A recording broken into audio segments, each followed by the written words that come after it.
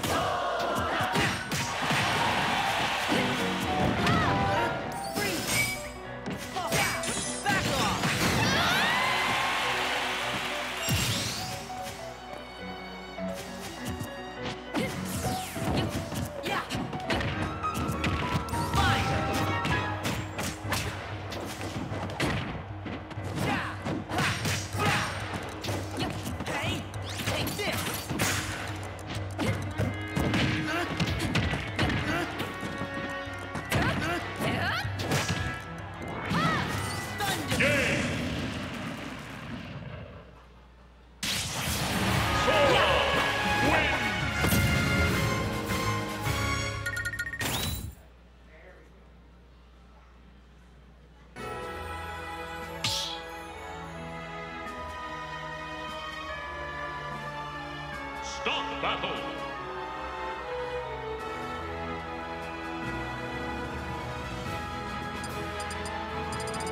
Sora! Lucina!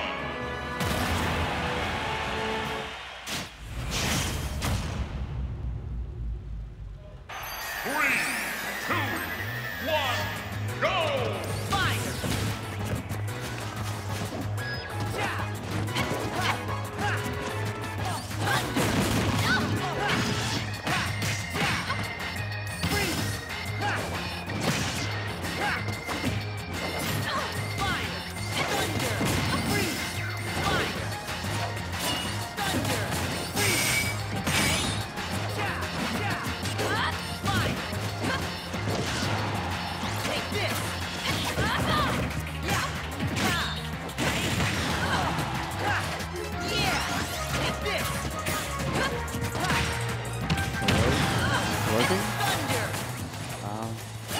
Well, I'm gonna go ahead and assume that it is working. What the heck was that? Anyways, looks like we have Cakepoint versus Leading Luminary. Interesting choice is that Cakepoint going Lucina, which I've never seen her Lucina. Leading Luminary, new. That sounds like a new name to me. Going Sora. Looks, I'm not going to say it's even, but I would say the skill level seems relatively even. Cakepoint just needs to find the kill and avoid all these spells. Huh, somehow that counter didn't work. Not sure why. Yeah, countering The Thunder, not exactly advised. Good parry. And really good snipes. Finally getting the kill with the jumping over by back air. Too antsy. Nice trade. Okay, that was good, that was good.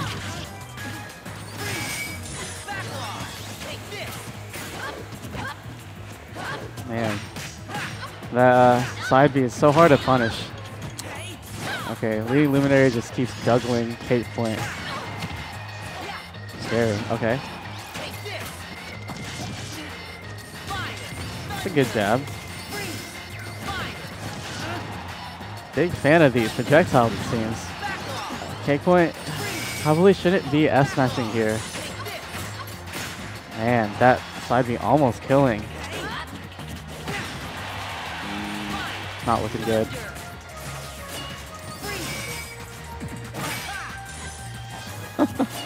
Interesting. Oh, that almost killed. Come on, at least take the stock here.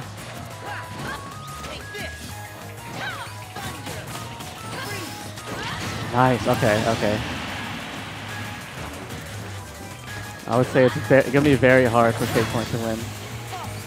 Yeah, one more back throw and that's it. Yeah. All right. Very solid play from Leading Luminary. I've never seen them before, so good on them for beating a solid player like Cakepoint. I'm gonna assume that Cakepoint went to me Brawler the game before and lost, unfortunately. So I have to wonder who's going on stream next, and hopefully they didn't call me yet. Let's see.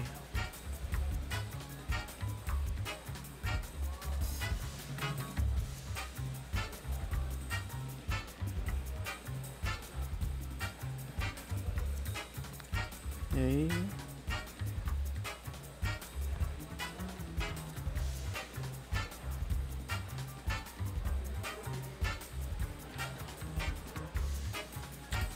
Ain't no way they seed me to play Chironi.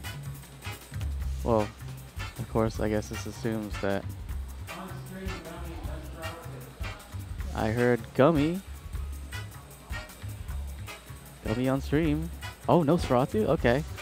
I've almost never seen Nosferatu play, so this will be interesting for me.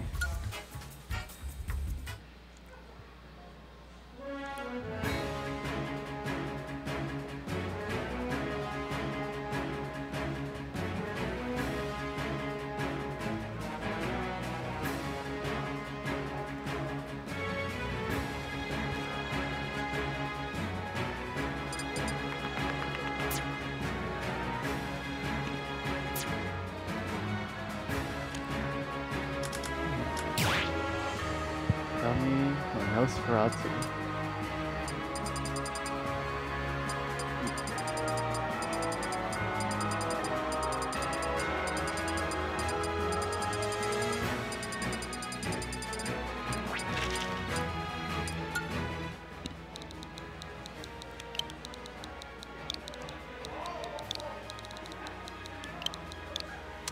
Is Ghost whack? Please tell me that whack is not here. That boy should be studying and taking care of other things and going to Smash locals.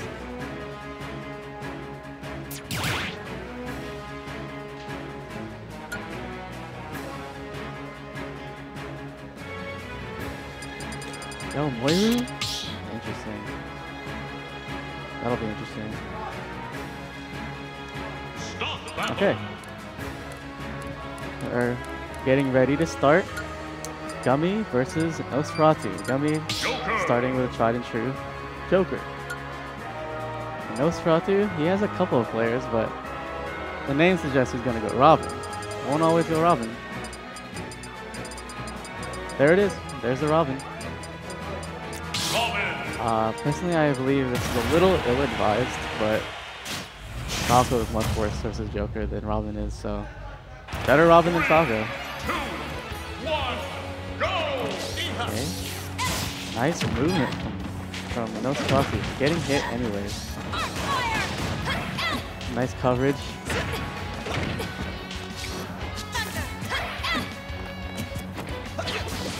Nosferatu needs to get out of the corner. There he is.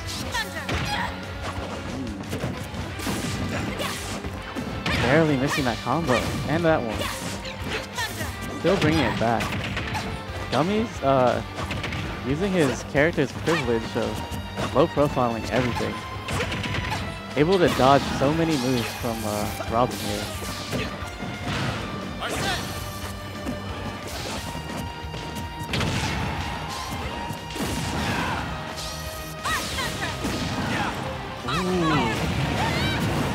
That nair almost sent him directly into the Arc Fire, or Arc Thunder.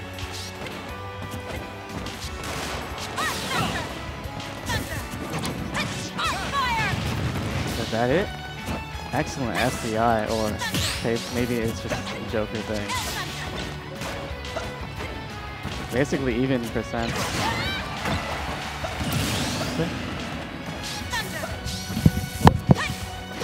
What? There's water like out there. How are you gonna ask? Just ask the Okay, so Gummy getting the win. Gummy likes to ooh, was that a taunt? I think that was a taunt. Man, Nosferatu. Wow, excellent ledge play from Gummy, especially with the Iha.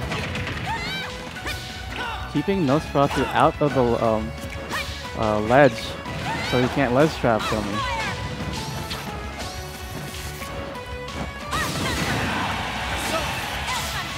Getting, what's his name? And okay, well, letting it rip, taking the first stock. Kind of a pretty big deficit, but Robin does tons of damage.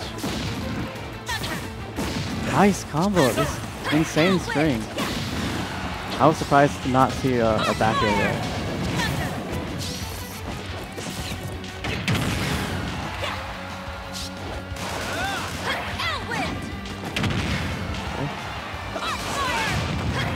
Yeah, Nosferatu stalling out the entirety of Arsene.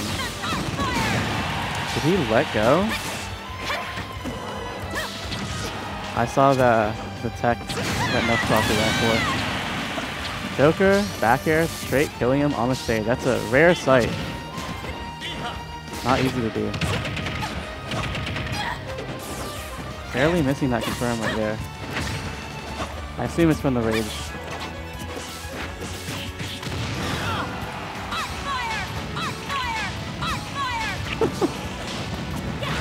Yeah, so when you're like super ran out of all these arc fires, not good, really not good for Nosferatu.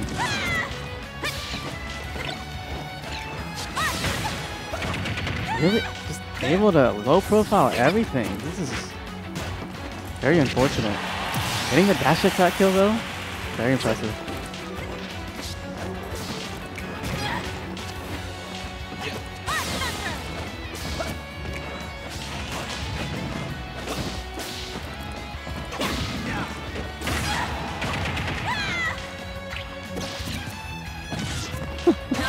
It looks like he was trying to catch that. I mean, playing at a pretty safe range.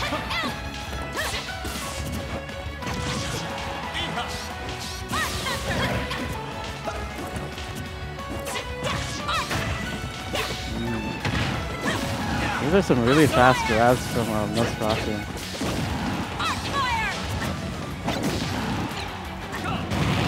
Narrowly missing that hook. It wouldn't kill him, but tons of damage. Yeah, there it is. Tried and true Joker back air with Arsene. Killing really anywhere at that percent. Nice.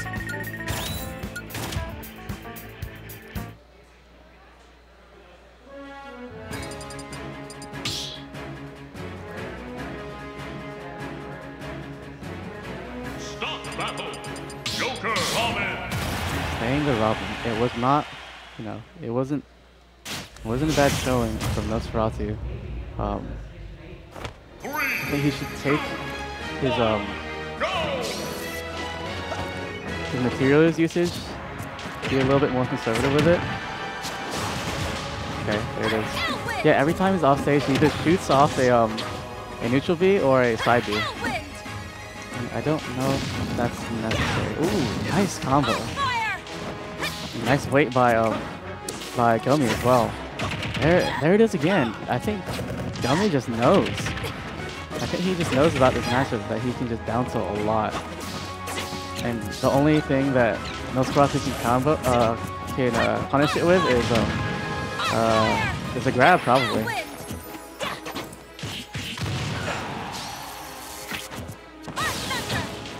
I'm surprised that would not be punished, but the platform sort of got in the way.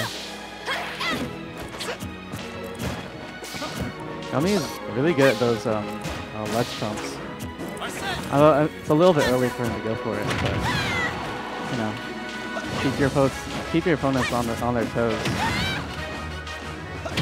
Yeah, choosing to down throw. Yeah, all right. First stock to Gummy. I don't know if that up B was on purpose.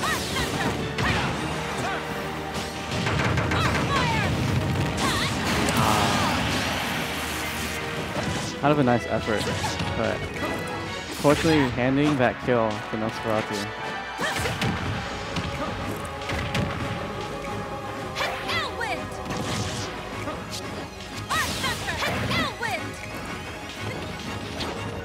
I always thought it's funny that Aha essentially covers the same range as Arcfire does. Yeah, there's the down tilt again. Nosferatu getting juggled pretty badly. I wouldn't say, yeah, he is in kill percent.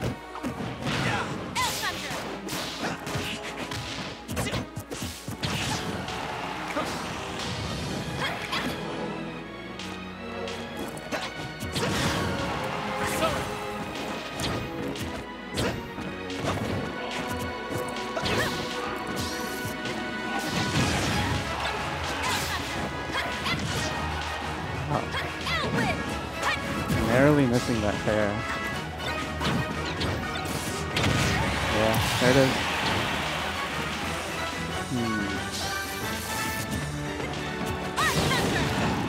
Dropping straight into that Arc Thunder. You play? Alright.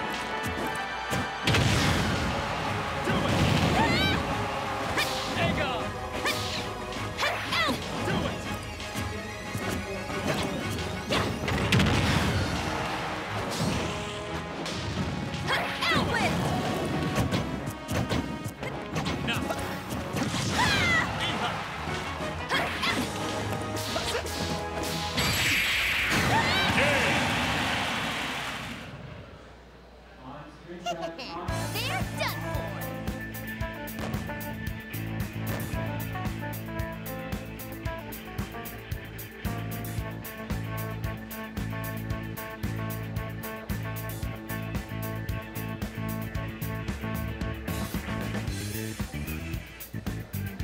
Be gone.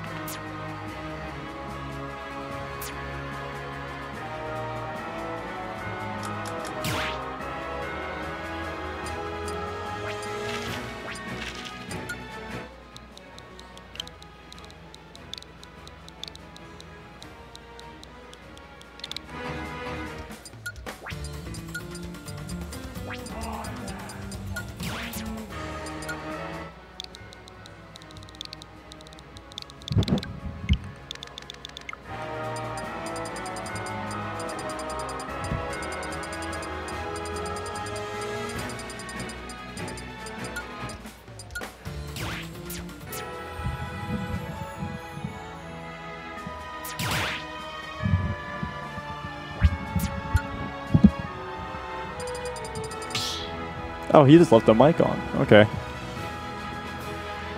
Well, hello, ladies and gentlemen. Welcome back to... I don't even know what Xanadu this is. But... oh, we're just going to get the Olimar from Monkaho. Monkaho, well, previously an Olimar main, but switched to Steve when we came back from quarantine. And kind of been, as of late, mixing around with different characters, but I guess we're back to the Olimar today. And I'm going to be honest, I've only really hopped on because I thought we were getting Steve. But Pawnmaster, a young link originally from New Jersey, but going to UMD, so we see him around quite a bit. And these uppies are really going to be... oh, he has to get off this ledge somehow. And as soon as... okay, as soon as he got the Pikmin on, that down air came out and just completely erased it. Jab block, up smash. No, we can't get the follow-up there either. Good parry coming out from Pawnmaster. And the boomerang keeping him alive. And the pogo stick mixing up on the DI. Going to be able to get the strong hit of Dare too. And Olimar is not a heavy character whatsoever. I believe like in bottom... it's okay, not I believe. He definitely is in bottom 10 in terms of weight. But he does have that small hurt box, which... honestly, with how low some of the hitboxes for Young Link hit, really shouldn't be a problem. And the main issue, though, is actually punishing these on-shield options that Pawnmaster is throwing out, because he is shielding and should have a punish on a lot of them. He's just going the wrong way, or he's throwing out the wrong aerial. And how's he going to land here? Gonna go to the ledge. And that is so safe. And great follow-up. Anticipating some sort of air dodge or just their whistle. And the Nair's gonna come out and take the stock. There's the uppie. You can't touch that shield. Only at 77%. This is looking very ugly for Monkaho. Look at the F smash, and that's not gonna take it, but still getting to the ledge. That's not going to be it. But that, hey, that's the white Pikmin gone. And if you're Monkaho, you're definitely kind of out of it right now. But you wanted to at least take a stock. That's going to be a... but no, not going to get the punish. Obviously, purple F smash not fast enough. And purple's finally dead. The yellow one breaking through. So the blue is going to want to get the grab. That is, you know, the main kill Pikmin for Olimar, but the Nair coming through, and that was a rather unfortunate start for Monkaho. You kind of just were getting steamrolled in the first stock, and that carried over. You weren't able to get any footing, and hey, Pawnmaster took full advantage of it.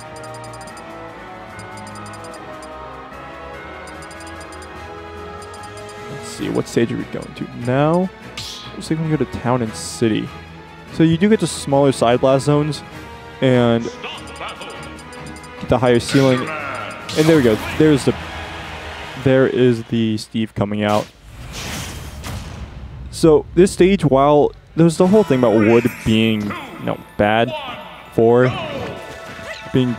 Steve, you do get access to a bigger stage that allows you to camp. And you do mine a bit faster than you would on a stage with stone or iron. So it's not the worst in the world. And here are the up tilt combos, but not going to get anything off it. And not even being able to punish the air dodge. Mokou does not take time to mine. That is something that Monkaho still does suffer from. The problem that he had when he started coming back is that he doesn't take the time to get max resources.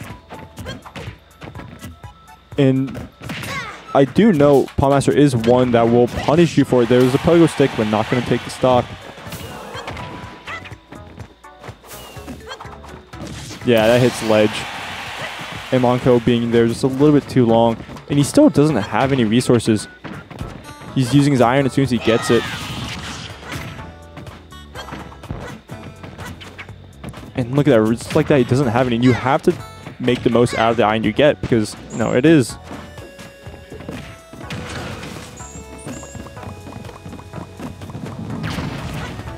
It is wood, but yeah, you're just not getting much. And tries to go for another dare, gonna get the throw. Gonna get the down tilt, gonna go again. No, gonna miss the anvil. And I think I do like the wait for Monkaho, knowing that he wouldn't be able to get an up smash out, and if he did, he was gonna get hard punished. But right now, he still only has wood. There it is. There's a diamond. You're gonna craft it because you want to take the stock fast, and you know you can mine fast enough to probably get another diamond if you take the stock right now.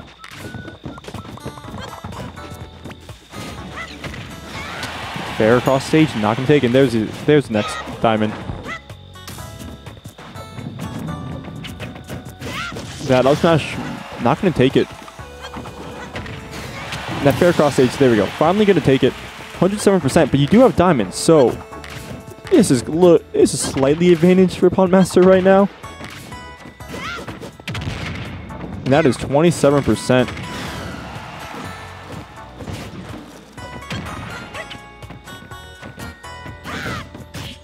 There's no iron on the side of Mokou right now. So you're gonna struggle to land. It doesn't have a minecart to try to even get to the other side of the stage. And you used it just there. And F smash gonna actually space there. That's just a warning hit.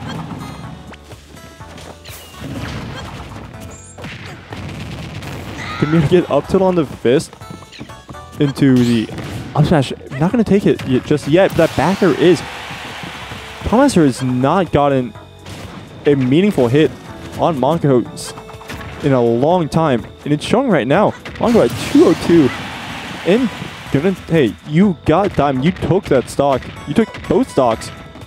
Oh, the nils are coming out, but you're not gonna be able to finish off the last hit, so you're gonna get 52 off it. That's not bad, but you probably you would have liked to get more, especially as you're running out of your resources pretty fast.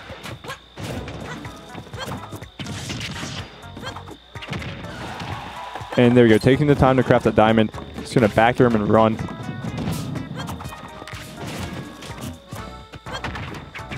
Here's what I was talking about. Gonna play a bit more back right now. Not gonna try to get in. There's the cart. As Pawnmaster decided to start using his neutral B. And at the ledge right now is one of the worst places you can be against a youngling, especially on town and city with those small blast zones.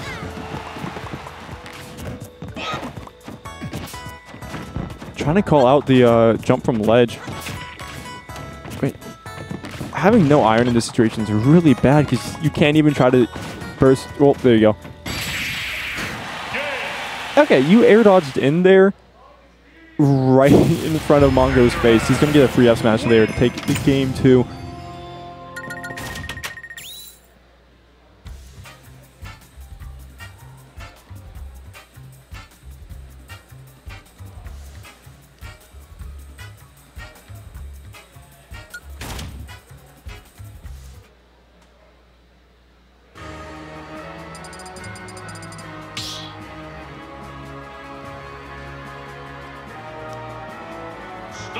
battle.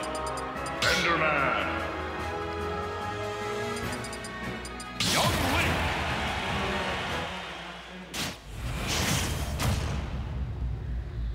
I didn't see what stage we're going to now, and yeah, we're in a battlefield. So you do have those high ceilings, but you don't mine as fast if you're Monkaho, and you're fine. Yeah. You don't get any preference in terms of what you collect, because it's battlefield. This is a neutral terrain, so you're gonna get a bit of everything, which is fine. It's not a bad thing to get. He charged that up smash too, and he's still getting more damage on it. 60%, all because Pawnmaster decided to hold down after the up smash.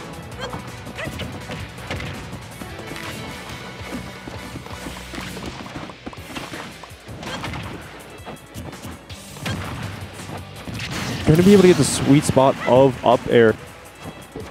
And that's... Okay, if you're Monkaho, you started off a little bit rough, but you kind of... You got some damage in, and why are you going in? Trying to hold in on a Young Link. And you've been lapped in percent. Back though, and the block disappeared. And that pressure play was too close to the TNT, so going to blow himself up after that. No tech right there, and that's unfortunate if you're Monkaho. You're down by so much, and you don't have... He's not going to make it back, but you hit him. And you rolled in too. That's going to be a stock, yep. Even with wood charging up a little bit is going to be enough. And choosing to continue holding in after getting hit by... Getting his minecart broken. Monkaho needs to find a way. That's going to be, yep, last use of gold there. He needs to find a way to get footing right now and mine, because he's not doing either. Oh, he held up.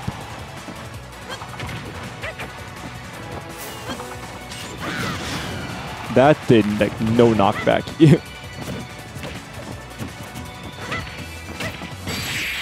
Sure, convert it off the single hitter back there, and that's going to be Pawnmaster taking it 2-1. Looking like Pawnmaster could have brought that one back. Mokou could have brought that one back, but started to lose momentum after just getting hit out of his combo, and that's going to be yeah, Pawnmaster is taking full advantage of that and running away with it. Because that is one of the main issues with Steve, is that if Steve can't get his footing, and if you're not willing to play the camp game, you kind of just suffer for it. Alright, let's see. Who do we have up next? Okay. We're going to get KingRobo versus Siatomic, it looks like. Are they doing tags right now? Right, how's everybody doing tonight?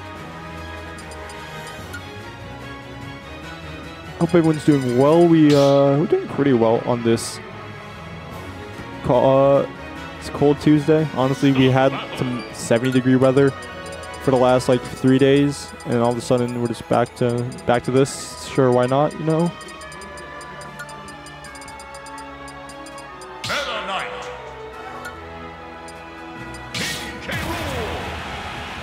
And we're gonna get the Meta Knight versus Rool. I do know Siatomic. You know, his main character that we see is Chrom, but why go Chrom when you can start juggling and getting in the face of Rool? But he actually has to do that first. And Siatomic is just not getting the hit that matters. Good pivot grab, and that's gonna be the stock. That is a frame 6 up smash, so you can react to mash out pretty well with it. And here we go. Here's a game that Siatomic has to play with Meta Knight. Beating out the fair dash attack.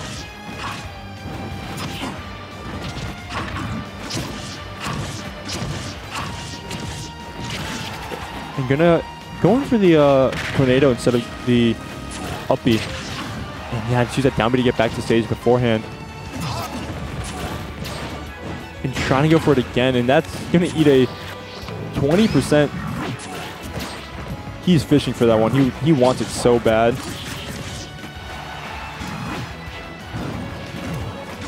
And KingRobo has been playing pretty well to get around what should be a pretty easy edge guard.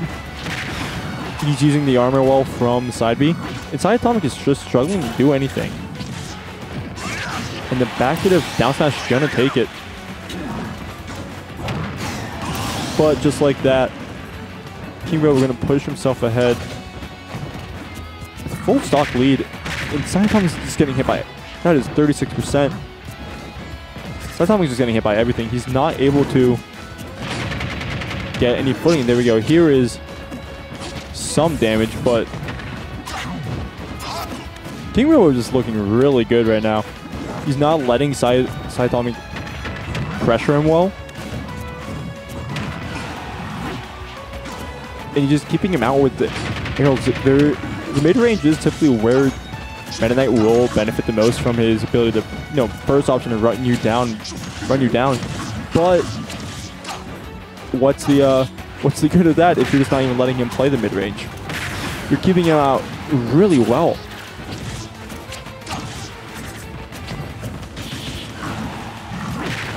And Siatomic trying to go for an F smash read, and that dash attack is going to take it. That was not what you typically would expect from a Meta Knight versus a big body. But KingRobo played that one really well. Boom, boom, boom, boom, boom, boom.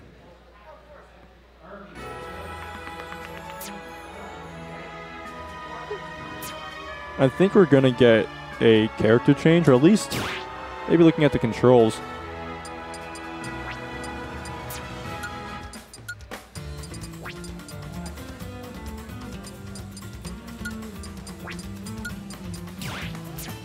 And looks like we just got a stick jump change. So I don't know if this actually means anything, or that's just simply his controls normally. But I don't think they're going to restart it. I think they're just going to run it like normal.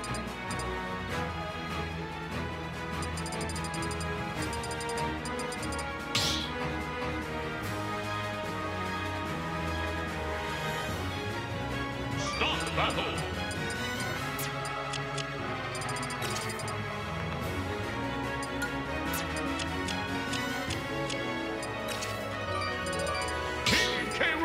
Let's see, we're going to get the, no, we're just going to go back to the Meta Knight, so no Chrom coming out from Siatomic. I didn't see what stage we went to, but it's going to be Hollow Bastion, as a stage Siatomic is familiar with.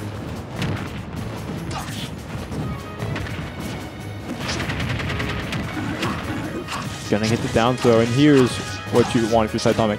Going for the down air to try to maybe mix up or team the combo, but not gonna get it. Great pivot grab, and that is 20% off and up throw.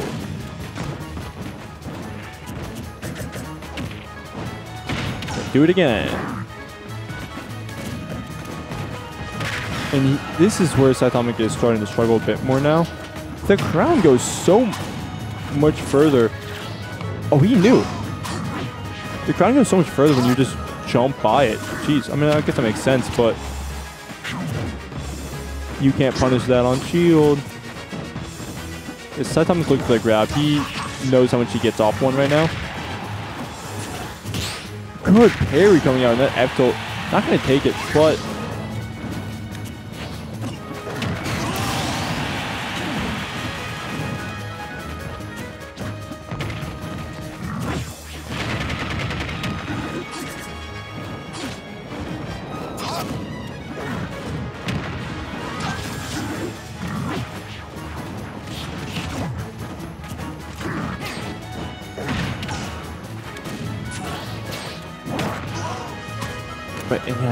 we're just seeing how he should have gotten hit by that one. He rolled straight back into it, and Siatomic, that was a Hail Mary right there, trying to find something on that up B, but the ledge, and there's the armor coming in once again. He's getting really greedy with it, and that's showing good mash out. But unfortunately, has to try to find a way back. He could maybe follow up. That is not like enough there, apparently. Siatomic is just struggling to find a meaningful hit right now. Up here from KingRobo, gonna take it. KingRobo is simply just not letting him get in. He's abusing the armor well. He's using his projectiles in a really well tool to prevent mid-range from even existing against him. Good wait, and here's good little extension there. That's gonna be a lot of damage, and you held in. Yeah, gonna punish on that up B.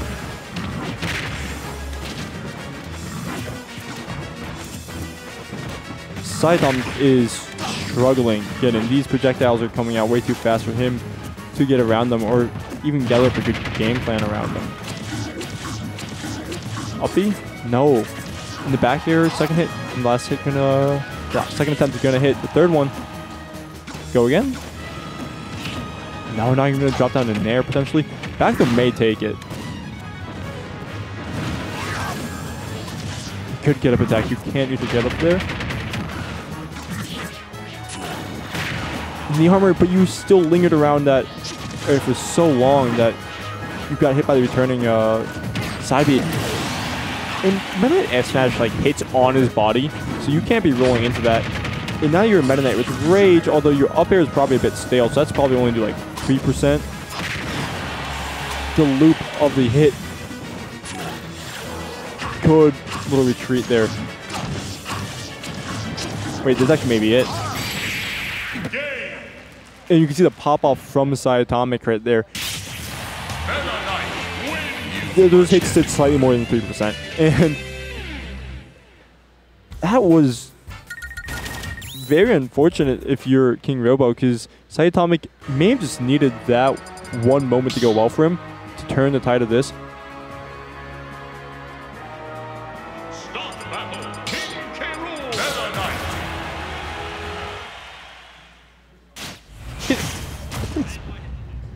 Okay. 3, 2, 1, go!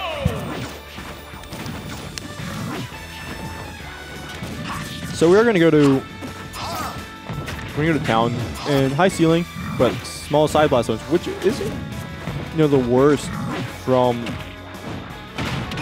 This isn't the worst for Siatomic. That was a great. Huh. Okay. This isn't the worst for Siatomic because we see how often he's getting KingRobo to the side blast zones, and even if he's not coming off the top that often, such as that being the only time it seems he did. The only time he did, you have those platforms to help a little bit. Oh, you were fine, but that looks scary. And there was so little end lag on a lot of everything they just did. Weak hit. Drop down. Yep, drop down fair, and you're going to be able to make it back. But KingRobo way too low to get back safely. And okay. So last hit not connecting, but KingRobo air dodging. So KingRobo was able to make it back, but he was so far out. That was such a poor position that it was just a free punish for Siatomic at that point. Up tilt. Not going to take it just yet.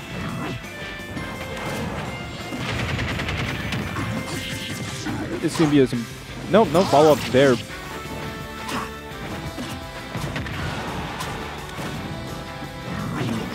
Getting back from this ledge. Getting off this ledge is going to be hard, and just like that, going to need a neutral beat for it. We have KingRobo and Siatomic. Siatomic's been going with Meta Knight a bit more recently. I think it's good as a good choice for heavies. Oh yeah, that too. I don't know. Did he go Meta Knight game 1? He went Meta Knight game 1. Although he did look like he didn't have. He lost it. He lost it, but he also looked like he had the wrong controls. Oh. So that could have been it. But it was low. It was looking really good for KingRobo. He just Siatomic reverse 3-stocked him. So Oh, let's just make sure. Oh, wow. I think he up smashed it. It might have killed. He might have been able to, but it is town, so. Yeah, and I think he was also in the air already at the time. I don't think he was anticipating that turning crown to hit. Absolutely.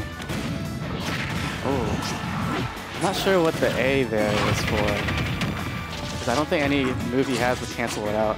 Yeah, probably not. And that would have been it if he got that grab. In going to the ledge against the Meta Knight, not ledge, going to the side platforms against the Meta Knight is really bold, honestly, because the ceilings aren't like short enough that you're gonna risk dying off the top. I want to say that was livable. Up tilt. It may have been because he was at the center of the stage. He was. It looked like he DI'd up. Yeah. Because he did almost die off the side last time. So I doubt figure that S smash isn't gonna take well, it. Good. KingRobo is not going to be happy about that one. Once again, you got your first 3 stocks of game 2. Yeah, I mean, it's Meta Knight. It's Meta Knight. He can just F smash whenever he wants. It's like a frame 20 move, but it's also like -6 on shield. Yeah, safe. Not even the safest smash attack, but it's not. But probably the best safe smash attack. It's just you whiff, nothing happens. You roll away and do it again. You block it, nothing happens. So yeah. I think we have Wood versus Seagull, and that's unfortunate. All right, before we continue, would you disagree with me if I said Meta Knight is probably the most anti-meta character that we have? I want to say he isn't. He does really well against Palu, does really well against Snake, does really well against Min Min. Does pretty well against like the Spaceys. Does he do well against Spaceys? He does fine. I think he does fine. I want to say Wolf and Fox both body him. Do they? Well, at least in Smash 4, Fox is the hardest person to do the kill combo. I guess I'm more imagining an edge guard situation. But yeah, if you're really good at edge guarding, then maybe. But I still want to say that. Yeah, I know mine. You're right. I want to say both of them beat him. Maybe it's not free. He probably beats the swords. I'd imagine he definitely beats he definitely beats Lucina. I just don't know if he does. Just drop down Nair. I've heard it's really good for them. Oh, that might be true. Like if you just drop down Nair because it just trades. It just trades. I imagine Roy is similar. Granted, he also, I mean, generally if you're not a heavy and you are a fast follower, it's harder for Meta Knight to get the combos. Yeah. But he can also get the horizontal combos. I think it's mostly the horizontal ones. I'm trying to think. Well, who would he lose to? I want to say he loses to zoners, but I don't think he does. He doesn't anymore. No, I don't think he beats Min Min. Like he definitely beats Min Min. That is something. You have to camp the entire time, but he beats Min Min pretty badly. If you do camp. Let me see. Let me pull up the. Let me see what the Meta Knight players are saying these days. I can see Kazuya being very, very even. Oh yeah, that too. Kazuya's a big one. Steve, he actually beat Steve, and now we'll die on the hill. I can believe that. He's literally one of the things. Floaty and blockish, black round shape.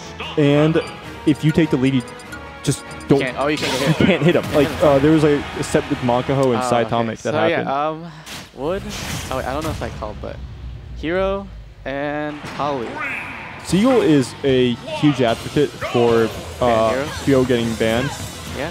She doesn't even give any good reason. She just says the character's stupid. Not like the whole "what if you're dyslexic" thing. So yeah, he just doesn't like Hero. He just doesn't like Hero. Kind of an odd choice in my opinion. He seems like a character that Seagull would do really well against. I mean, I don't imagine that Seagull is bad against Hero. I just imagine that the character's stupid. He says he's very bad. Oh, okay. He thinks he would lose to any hero in the universe. I mean, he does say that Palu he does say things like that. That's a Seagull thing to do. Yeah, Seagull's an old head, I will say. Okay, so all I'm seeing is very solid play by Seagull. And actually very creative stuff from him as well. Because I don't usually see these things. Like a ledge trump that's in air? I don't know. Yeah, I do imagine that having to play around a lot of hero stuff is going to affect that. That was bold. Yeah. That was scary. That was not. Definitely not what he intended, but it's going to zoom away. I want to say he had enough lag that Seagull could have up-aired that. Probably, yeah.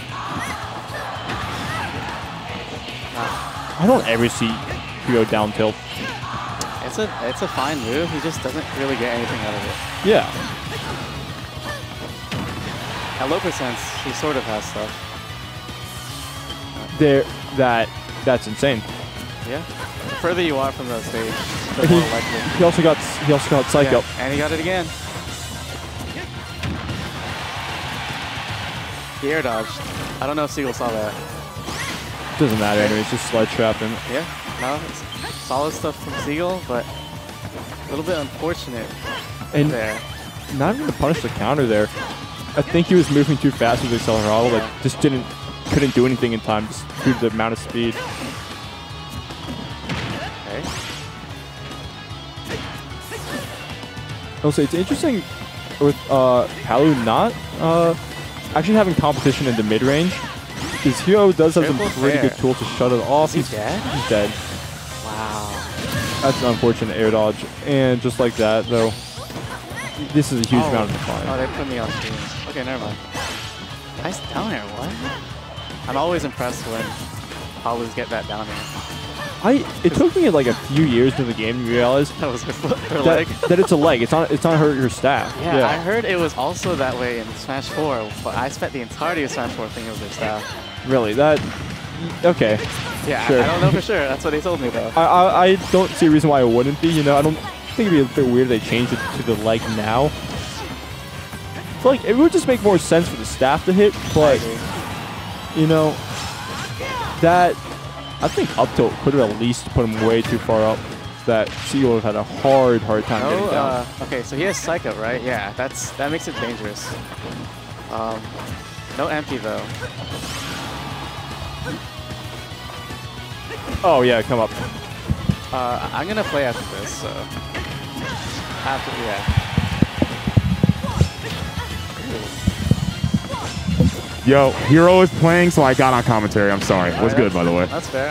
I'm chilling. Yeah, I'm a huge Hero fan. Huge Hero fan. I'm also a huge Wood fan. So if I was winning these two, it's like, things are potential edge guard situation. Would actually lesson for Accelerado here while you're off stage. I mean, that's cool because if he gets if you're like, you know, losing, I feel like getting it. Yeah, one of the buffs and then a throw. Oh, he got double buff. Yeah, he actually had Accelerado and Oof there. Oof actually helped out. Usually Oof is kind of not good. It's actually pretty garbage, honestly, but working out for him there. Gets a zoom. Actually elects to choose it. Seagull with the guess. You actually can't control where you land on that. Yeah, Wood will always go. Wow, that was instant. 30%. Wood will always go for zoom if he has it, or if he can. Yeah, it's just optimal. Right now it is basically even. Yeah. If Wood can get any amount of buffs, that kill? Fine. Yeah, he's fine. Relatively heavy. Makes it a little bit difficult to get where he's going to land. It's not, zoom's always better than getting ledge back, so I'm glad that he's going for that decision. If he gets Psych Up here, then he could potentially set up for a kill, but right now, Game's not really liking him. Great job from Seagull Joe with that back air to catch the whoosh. Spacing just enough to avoid the whoosh, because that would have been a true punish if he didn't space it at all. Yeah, that's not helpful for you. And Palu having the movement to catch him, a lot of characters struggle to catch him, even after the whoosh.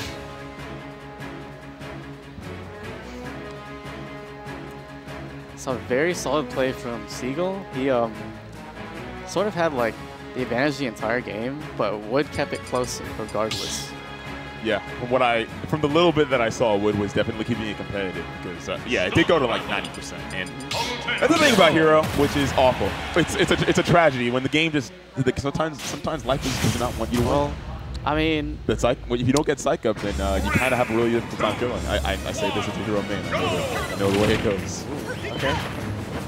Interesting counter pick. I wonder why he chose this. Harl Ash is actually a pretty good stage for Hero because you get whoosh in the middle and also blast zones are a little bit further out. So for that reason, you get a little bit more of a... He can live a little longer? Yeah, live a little bit longer. How is it deeper down so that he has more time to zoom? Yeah, a little bit, yeah. Okay, that's cool. And also in general, Palutena is a character that isn't super well known for killing early. Yeah. By any stretch of the imagination. If you can get a buff, then the change in blast zones don't do anything. Yep, using the accelerate. Assuming he gets a buff, of course. Yeah. I like that he's he's not pushing the initiative too much with the accelerate. He actually backed off, tried to go for a Psych Up. Nice job from Seagull, shielding that. Goes for a zoom there, doesn't quite get it. Goes for the swoosh from below. I like the idea, and then that wasn't kill. Okay. Zap from the ledge is a really good option. But there, wow, that kaboom! Seagull with a little bit of a fraudulent DI there as well, so he's gonna die to that. I think he was gonna die regardless. No, he was actually only like 87%, so he's actually fine. I don't know. So that move be Nah, killing me. I know. Trust me, I know. Okay, there's a nair, and it's pretty another pain nair. train. Oh, missed the nair. Okay. Good spacing from Seagull. Kind of odd setup situations though.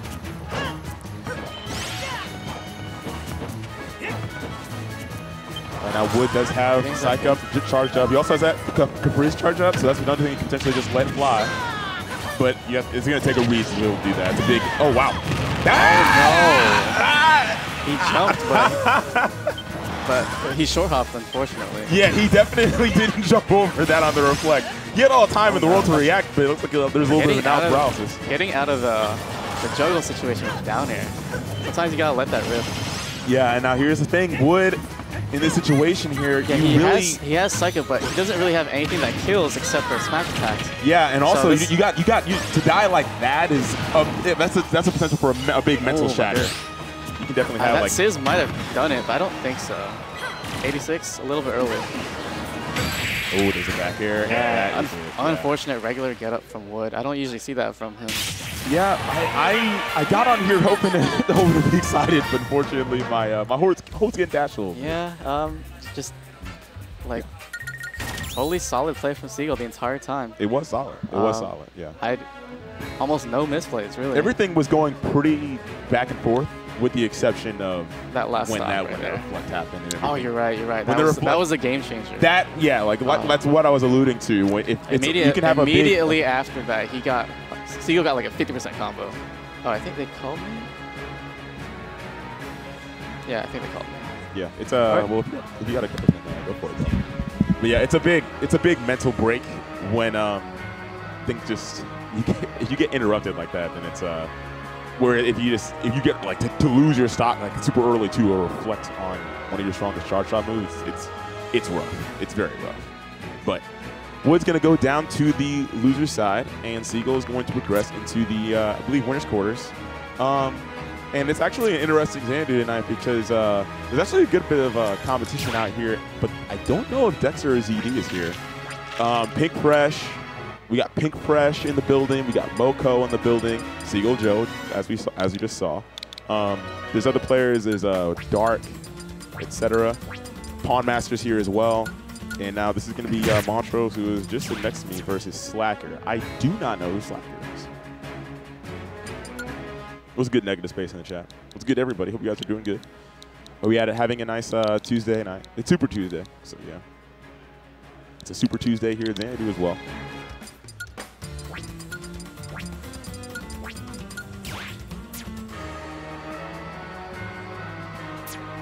Yeah, from what I know about Montrose, used to be a I think he used to go play under the tech Sig, or I with somebody else. I'm not sure, but yeah, I think that was he was historically a mess player or something.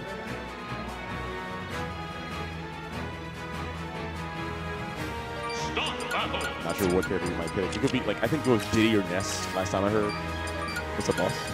Yeah, it was good. It was good. Put the headset on my phone. Hey, what's up, man? Oh shit, my bad. Hey, bro. Hey.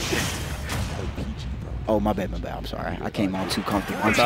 My man was comfortable. I can't.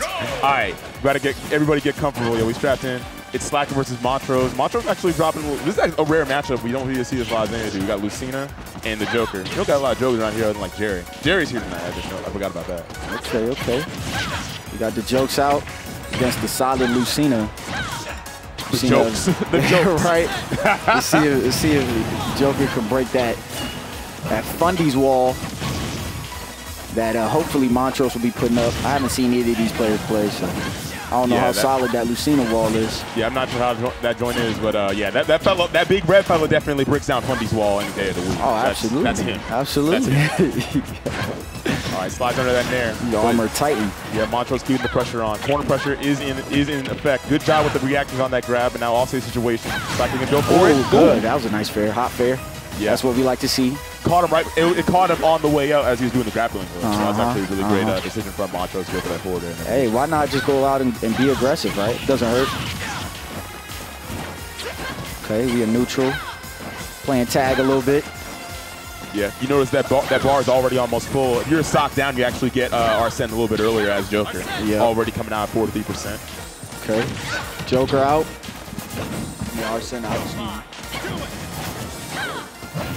Montrose, player 3 is getting smoked right now, but clearly Slacker is not getting hit by any of this joint. Ooh, just barely punished that roll. Yeah, Montrose doing a really good job of like maintaining the good spacing between them, using the sword. Right. That's what you gotta do. Oh, a little bit of spaghetti here. Missed the grab, gets a grab of his own. Yeah, good bit of missed punishes. Almost gets another barely whipped up smash. Yep. Yeah, and this is actually going really rough for Slacker because he lost that entire. He got a good amount a decent amount of damage, but not a stock to show for it from that Arsene. And now he's kind of like telegraphing his back air, trying to go for this kill. Gets the rainstorm, gets a little bit of bullets off. That jab one. Okay. That jab ain't even look like it was about to hit. I don't even know what's going on. I've never seen a jab one from Joker in my life. Just jab one and did nothing, bro. And it was like you rolled into it. Like, yo, I read you, bro. I read you. So Lucina is struggling right now, fighting for her life at 177, going deep. Nah, that's my man. That's my man. Ren Alamiya struggling right now, bro. He's just stocked down and ain't doing nothing. Oh my! Whip goes deep again and doesn't get it. I know Montrose is hurting right now. Bro, Montrose is stocked up. He's doing right. Not for long. I curse him. Damn, that hurts, man. I curse him. Look, he almost had the stock like 3 times, man, and then it just slipped from his fingers. Yeah, it would be nice if we have a nice, 3-stock lead over 3-to-1 stock lead. I was about to say, if he doesn't get touched, he can carry some momentum, but now he's getting comboed, so. Yeah, he's still looking pretty healthy, though, because Slacker, he's not going to have any more Arsene Pereses. I got 2 Arsens in one go. Right. Off-stage situation, though. The downward guns is a factor. Okay. All right, we got a little punish with the fair. A little bit of edge guard, ledge trap situation here. Played it back cool. Oh, I like the idea from Montrose. That jump read. You beat the jump read, bro? That was a good idea. But covering their space. Also good for Slacker to just realizing that and just rolling to the left. Reestablishing neutral, right, real quick. Up throw. Oh, my man DI incorrect. All right, now he takes the stock lead. Yeah, you got to hold in against Lucina when she up throws you, because if you hold away, then that actually leaves you dying earlier. Yeah. Ooh. That board smash? What a whip punch! What is this game, yo? This is weird because 2 players that you don't really see a lot, and it's a matchup at Xanadu that we don't really see a lot. I know, right? It's interesting. Yeah, Slacker using the guns. I like that idea, getting the A-Ha to stack up a little bit of damage and then keep him out with the gunshots. All right, he loves that down variation of that side. B's gonna get a quick up air. All right, we got Arsene out. Big Daddy is out. Yeah, big red dude is definitely dangerous. Gotta watch out for this joint. Montrose playing a really patient style now. Gets a punish on that back air. He threw out 2 of those back airs. You letting him rip, man. Ooh, a little bit of empty hop action. Definitely showing that he's trying to get that down air confirmed. Yeah, Montrose with the cross up. Yeah. Catch the air dodge. Yep, exactly. He actually came right back the other way. Notice when he falling behind. I thought he wasn't going to get that for a second because, air dodge. Wait a minute. Careful. Wait a minute. The same forward air that took the first stock. You remember that? Look. I asked the question. If the wall of fun, he's going to get the job done. Now, I have to ask you, did it get the job done? I think it did, bro. I think it did. Now, we'll see if he can keep it on him. He smoked him with the same forward air edge guard the exact same way as the first stock. So that shows that he knows a thing or two about how Joker likes to recover. Right. I got to go watch my man play. I might be back on. All right, bro. Hey, take it easy. Good luck to your mans. Oh, yeah, for sure. All right, cool. All right, so he's going to go for his mans off stream. I'm going to go ahead and hold it down on stream. Montrose up game 1. 3, 2, going to game 2. 1, go! Going to Kalos. Joker is going to get a little bit more in the manner of platform extensions and whatnot. And also, I think between these 2 characters, Joker is definitely a character that benefits more from having wide open space, whereas Lucina prefers to have those platforms in play where you can cover more of the airspace with those, or cover more of the space for your opponent to move with those disjointed attacks on your swords. So that's definitely a factor. Good use of the gunshots from Slacker, but Montrose is going to find his way back in regardless. Pretty back and forth between these 2, as opposed to Montrose getting a very early advantage in that last game. Arsene is a factor now. But so far, like throughout this set, up until now, at least in just game 1, Arsene has not really been that much of a factor. We'll see how it goes in this next game. As I say, Arsene's not really been much of a factor. The Arsene's starting to vanish now. One last hit's going to get rid of him. Montrose going over that same forward air that he used in 2 stocks on game 1 to take away that stock from Slacker on the grapple hook. Oh, he actually telegraphs it there, but doesn't quite go for it. Nice parry, gets a forward tilt punish. Slacker recovering low that time, knowing that the grappling hook from a higher position has gotten him smoked historically against Montrose, and that Montrose likes to go for that edge guard option. Okay, nice run out grab. Slacker playing very patiently. I like the idea of recovering low, but Montrose also just knowing exactly what he needs to do in terms of just holding his ground. Catches a nair in order to clean up that stock. Oh, I like the dash back, dash in. Doesn't quite get the punish, though. Another whip on the up smash from Slacker. That's unfortunate for him, because he's definitely had several opportunities in between last game and now in this game, too, where the up smash could have potentially led to a stock, but it was a narrow miss. Arsene now out at early percent again.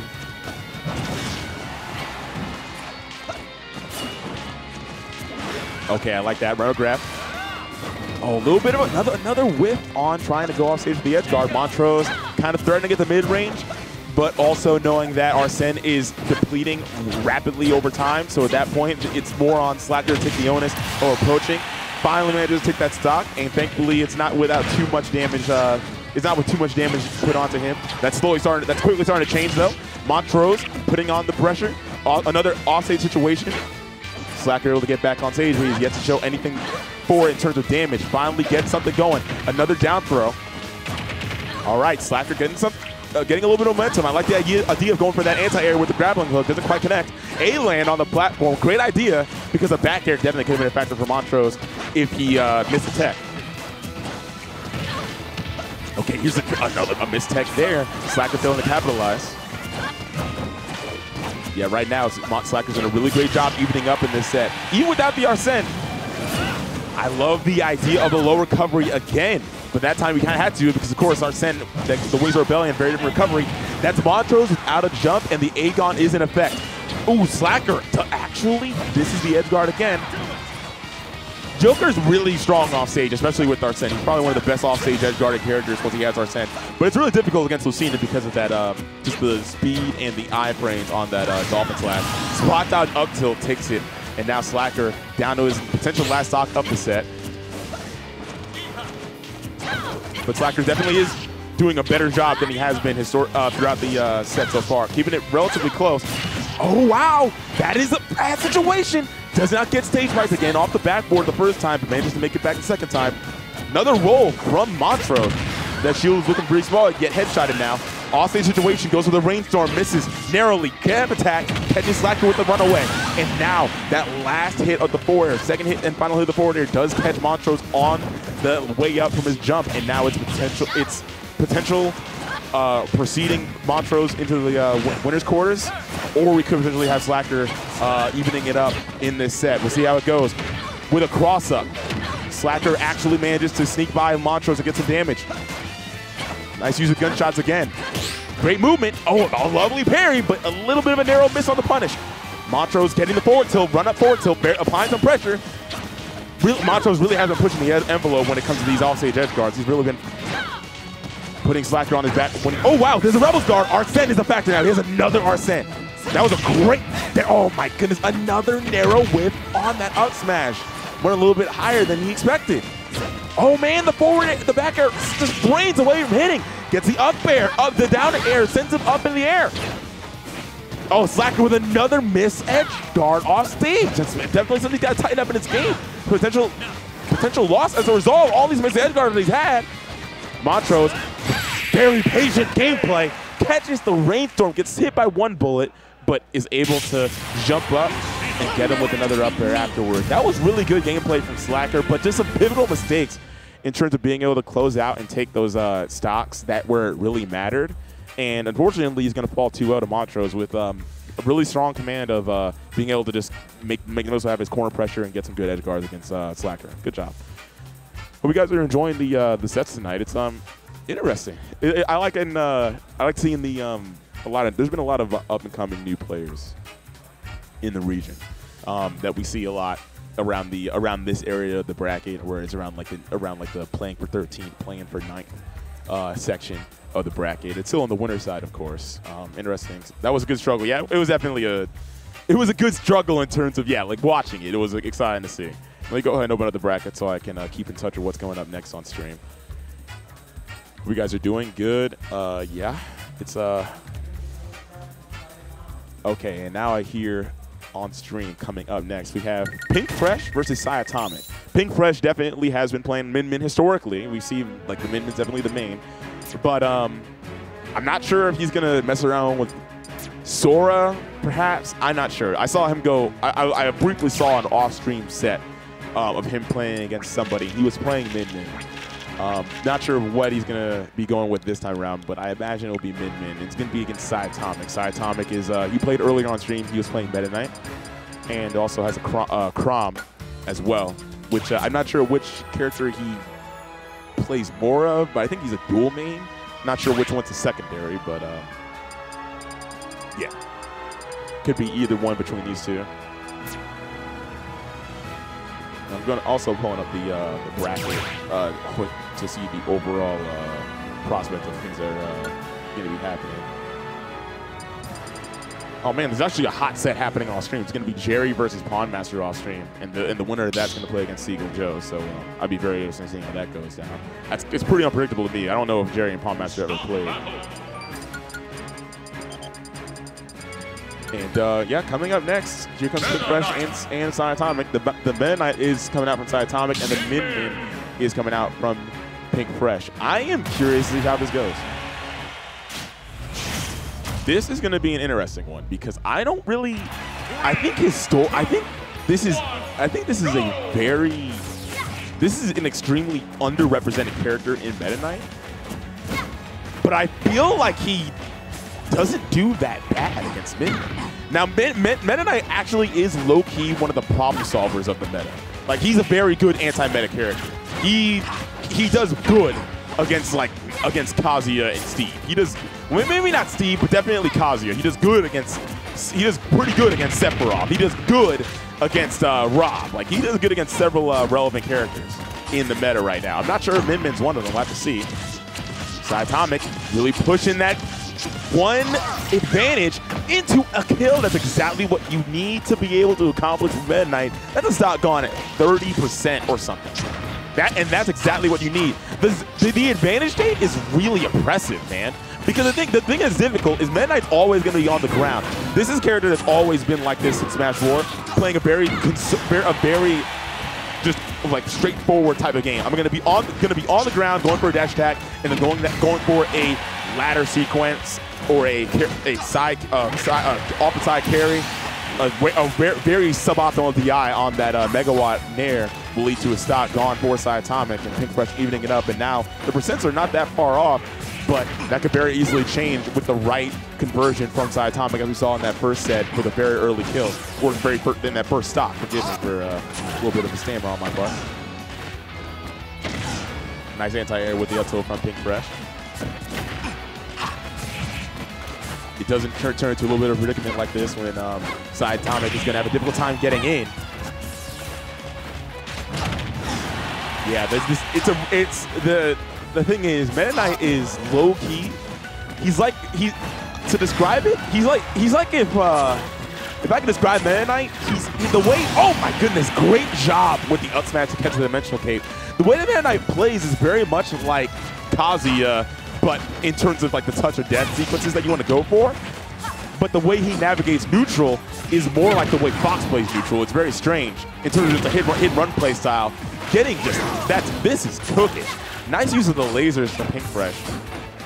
Siatomic potentially getting figured out after a very early kill that he found earlier, but right now it's looking steadily in Pink Fresh's favor. It took 2 stocks uncontested. Nice job with the shuttle loop. That's nowhere near enough for a stock taken. Oh, I love the idea for the edge guard. Goes a little bit low. Meta Knight's got one of the best recoveries, so he's going to be fine. Nice use of Dimensional Cape. Very strange. It actually sent him backwards, despite the fact that it was it sent him to the left, despite the fact that Meta Knight was facing to the right. Weird. Oh yeah, nice job with that grounded shuttle loop, and that's going to be able to take the stock. Pink Fresh has not been falling out of it, which has been very good for Siatomic. Okay, great ledge trap. A timely use of the Dragon Arm. Oh, there's a Mega Wand there, and that is going to do it on the backside of Min-Min's Nair. That hitbox definitely does cover behind him to a good extent. Pink Fresh is going to be up game 1, and he looks pretty composed as usual. It's just been a hallmark aspect of him as a player, just playing with a very clean head, just keeping a cool head, keeping a good mentality always and all that. And Siatomic opting to go with Meta Knight again. See how it goes. Because are we going back to okay, now we're switching up the stage, yeah. This is good for Siatomic in terms of having well, one, it becomes pseudo FD, which is what Meta Knight wants. And 2, it's the fact that you got the smaller blast zones. Yo. I'm back. All right, welcome back on the mic. Did your boy win? He did good, man. He did good? He did good. Okay, that tells me the whole story. That tells me the whole story. My man got a participation award. All right, we got Siatomic versus Pink Fresh. I've seen this before. Yeah, look. What is it? Yo, his man is raging off screen, bro. Bro, go see. Bro, we trying to cast the match, bro. Bro, I know you seething right now, bro. We're trying to call the match. Relax, behave yourself. Oh, we got a MK. I believe he played Crom. I seen his Crom. Yeah, Siatomic definitely got the Meta Knight and the Crom, but the Meta Knight's definitely the choice to pick. The choice in this particular set. I'm not sure if these two have played before and the Crom hasn't worked out. Yo, Crom against Min-Min? That sounds pretty bad. That sounds horrible, bro. Yeah, I mean, right now it's still looking horrible because we saw Siatomic take like a stock at like 30% in the first game. He is not taking the stock since. Oh, wow, okay. Like in the entire set, he's not taking a stock. It's looking pretty. I'm pretty convinced that it might be a Pink Fresh 2-0 at this point with the way it's going. Like right now, my man Siatomic is not able to find a way in. Well, let's see if me hopping on the mic may shift the energy for Siatomic here in this game 2. There was some bad juju in the air, bro. Bad juju, solo commentary. Yeah, bro. Maybe this will like clear up the chakras or something like that. Gets a teleport back on stage. Nice use of the pivot grab, catching him on the way behind him. That body slam. Side B's up. She really is a whole suplex. She don't be doing that. Crazy WWE. They made that joint up. Surviving that. Narrowly, the DI was looking kind of shambolic. Gets the bro behind. Okay, that's a little punish. Let's see if he could get him one. Oh, okay, and he got him one. The last he got him just one. He got him one. Everybody gets one. Look, just one. One piece tender. And there, that's, you know, I mean, he lost one, but he still has one. Yeah, that was really difficult in those situations where if you are on a situation, you get put on a platform against Min-Min, it's like, okay, cool, you got the Mega Watt, which is like super slow, covers every tech roll out, it can be really rough. It can be pretty rough. Clearly, we're seeing that their powered up Dragon Arm laser is in effect, actually autocorrects to a wrong direction. Right. But you're still holding on to that joint. You could see a stock just vanish right now. And what we're seeing from Pink Fresh is every time Siatomic tries to close the distance, he has something for him. We got a little string going. We got a little string. Those rejumps were actually insane. Damage. We got some momentum coming from Siatomic. Okay. Tried to read something big, but he's still putting the pressure on. Yeah, I got to renew the library card. You ain't reading today. He said, I ain't going. Siatomic said, I ain't going out like that. Ooh. He might be going out like that if he can't find the stock, though. I mean, he's getting some fancy teleports. Another roll, but he gets up and plays the game. Tech options. Okay. Yeah, like renew the library card. Suplex. Pink. Kurt Angle. Almost kills off the side. The teleport. Wow, Pink Fresh is playing. He playing with his man. I don't even know what he was going for. He playing with his food. I don't know. Maybe he didn't want to commit to something that was wrong, and then he stared that man down. He said, "I'm a whole stock ahead. I don't care if you combo me, bro." Mega Watt Nair is that. I don't care if you I don't care what type of string. It's just like it wasn't even getting a lot of combos, unfortunately. We saw in the first game he was able to get one really strong TOD combo, but then after that it was cooking. Unfortunately for him. Look, I was listening to Nav and I heard this bar. And I'm not really like a Nav fan, but he said what you pushing there's levels to P. I was like, that's kind of hard, right? So look, like what I saw there was like, okay, you know, Pink Fresh he was cozy. He was a stock up, and it's just like there's levels. You feel me? There's levels to what we you're not push. quite there. Feel me? So it's like it's like the difference between like you got the juice, but you got the sauce. exactly. Like that. So it's like if you know, you know. yeah. You know, So it's like if you pushing a combo, a string, whatever, but you're not in the lead. He very much had the juice, but not the sauce. Right. Like think about it. Let me explain it. Think about it. You keep it simple. Think about it. Like juice. You keep it How simple. long that's staying in your fridge? It's like for a week or something, right? Right. But the sauce, that joint in there for months. What's it called when the juice separates and then it just When the becomes juice- nasty? You know what I'm talking about? What's the What term? they call that? What's What do they that call it? jo- It's like distill. Throw in the chat if you know what I'm talking about. When you get a smoothie and that joint just separates, and it's the nastiest thing ever. I know what you're. Dang! Actually, it's on the tip of my tongue. Perishable. It's perishable. It's perishable. Perishable. right? Perishable goods. Right. I think that means like when it expires, though. Right. Perishable goods. That's what it- okay, Cheddar. Oh wait, no. I think Cheddar. That's Seagull. His name was Forte. And now, this is the set. Okay, so actually, Jerry beat who was that dude off screen? It was Pawnmaster. He beat Pawnmaster off screen, and now we got Jerry versus Seagull Joe. This matchup is boo-boo for Joker. Yeah. It actually is whack for Joker. Like Diddy's a problem. God, no, Diddy is a problem. Diddy is a problem. This Hey, character when you is- know how to play Diddy, Diddy's a problem. Yeah, this actually, bro, like, I hated this character so much in Smash 4, and this character is low-key still OD and Ultimate That with a man, similar he playstyle. really plays like an annoying monkey. Like, they really did a good job at designing him like he was an actual, you feel me, like, I don't know man. what species, you feel me, but that man be Man's a jumping and primate. running like, yo, you cannot touch this man. When he's moving right, when Diddy's moving right, you can't touch him. Yeah, right now, Seagull's definitely getting, he's getting shot up and shanked up right now by Joker. Our Jerry coming in with the Arsene now. Also in this situation, the ledge trap, do not jump. Forward tilt, dagger, hold that. Oh, I thought we would see a grab there from Seagull Joe on the ledge here, but we're just playing it back. Both players trying to find their way in. Jerry found a Aegon, but still no pressure on either side here. Yeah, Seagull's just playing really smart right now in terms of just waiting out the Arsene. That's what you gotta do. Okay, takes a grab, doesn't get the up air, doesn't choose to extend either. He's just I'm going interested in back with seeing that how banana. Jerry, I'm interested in seeing how Jerry close out this stock, because right now, Seagull has been playing really Just safe. making it hard, man. Yeah, exactly. And like the thing is, if you Jerry in a situation, things like that happen. You push the envelope too hard, and then that banana out of shield. Because that's what Seagull Joe's waiting for, right? He's waiting for you Yeah. to push the envelope, right? And he's making it confusing with his movement, where it doesn't just look like he's running from you, camping you. Like, he still has somewhat of an aggression Facts. to his movement, right? That's a good observation. The one gunshot is how he does it. Hey, you asked, you got your answer, man. He said, guess, yeah. he said, I got one bullet Just one. to do the job. and then, and then hey, one. right back at you, boy. Bro, the potassium smokes him on the, and he actually doesn't get that hop up on his grappling hook because he already used it. Jeez. Oh, okay. I love the up tilt. I love it when Diddy does an air and his up tilt. His hair and his tilt, those moves. Those two moves, like, I love seeing Nothing those else. moves. Those two moves. Honestly, all his Ah. aerials, when they start moving together, it looks so sweet, bro. Yeah, it's nice seeing some Diddy combos be put into the sequences. Okay. Jab attack actually working out for Seagull Joe there.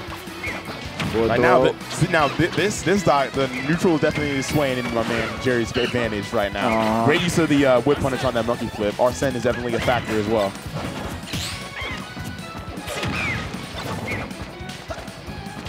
All right, I like this. Jerry with the banana in hand. Yep. It makes it so that like Seagull's defense He's a gets threat. Yeah, Yep. it gets hindered much more without a banana. Like that's Yep. like a wise man once told me in Smash 4.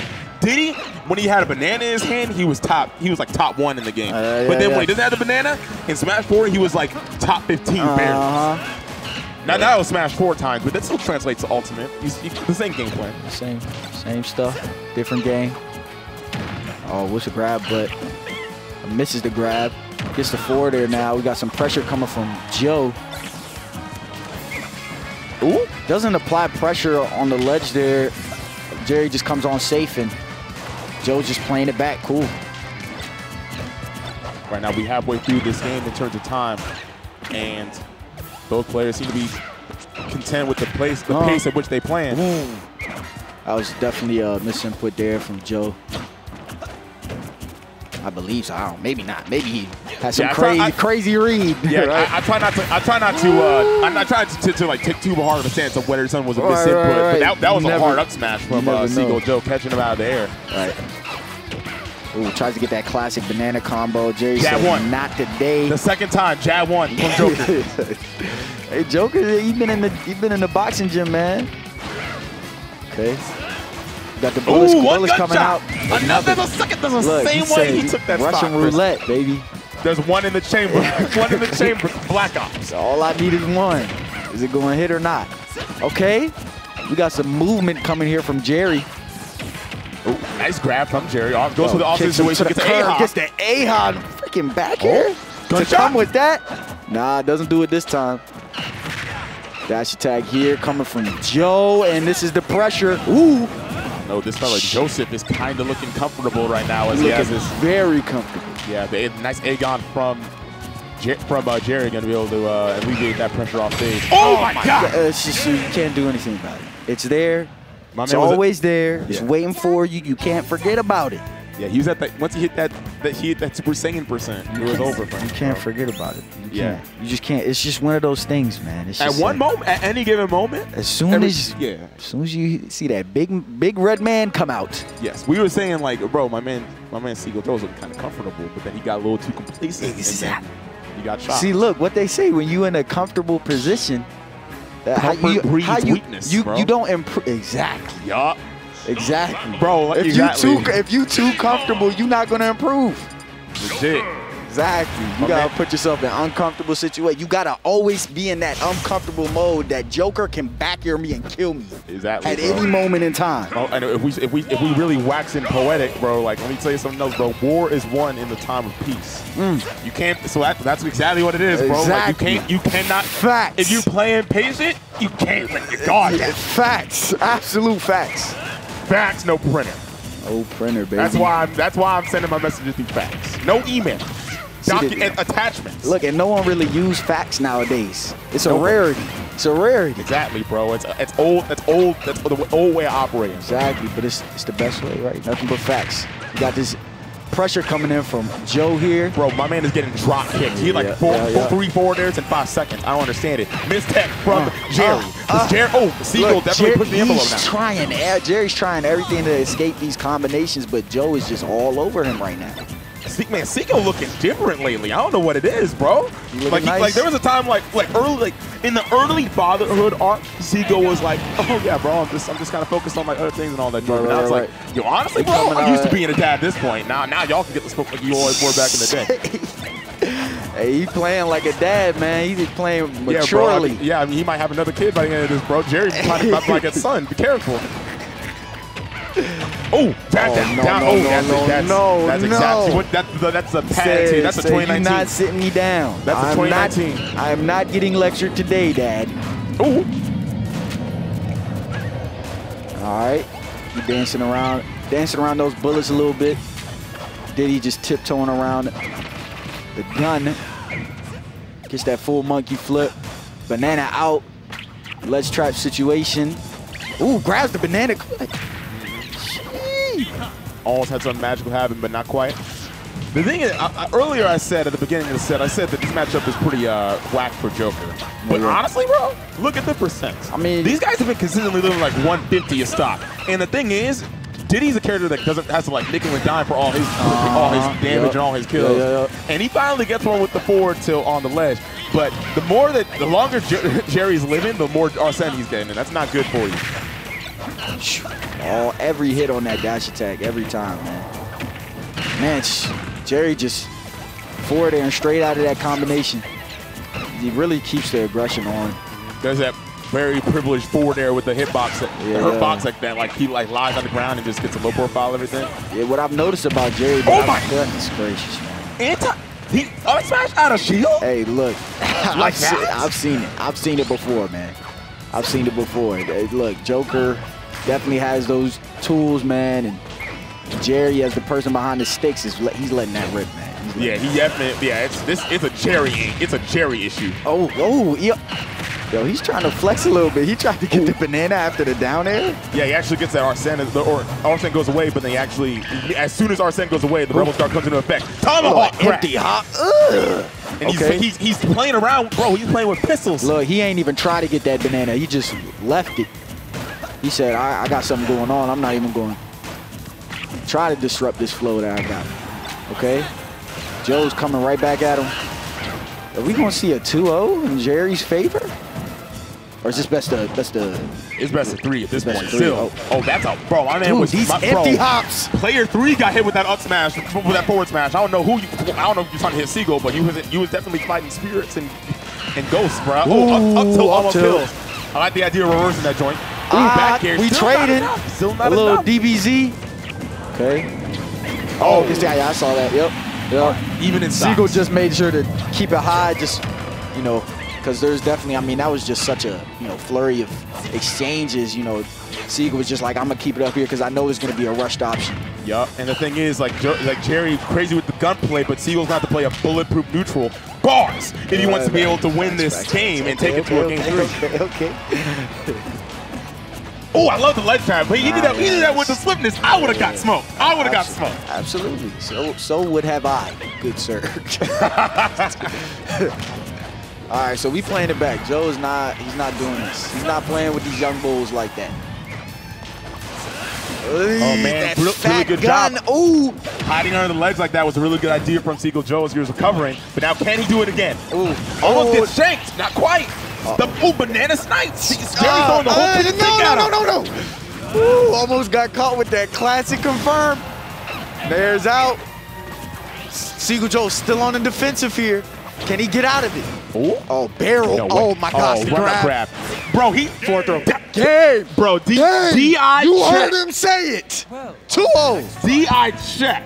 Forward throw kill from Joker. When that you ever was seen that was fire. That was fire. That was The fire. whole time, That was fire. most of that damage, it wasn't even Arsene that was hitting them. It was just Joker being like, Bro. Look, hold on. Let me take off this mask. good set to both players, but Jerry progressing in the winner's quarter side now. Look, what I was gonna say it was madness, right? The end of that match was madness. Yeah, it was. What I was trying to, push in and say was Jerry's defense was just, he was mixing it up so well. That was the reason why he was surviving, is because he was mixing up every defensive option. It was movement and defensive options. You wouldn't see it. He was holding stuff like in his pocket. All the tricks were coming out. My man, like Osage, he was throwing like, bro, gunshots, bow, A-ha, bow, bow, banana peel, bow, and then when it was neutral,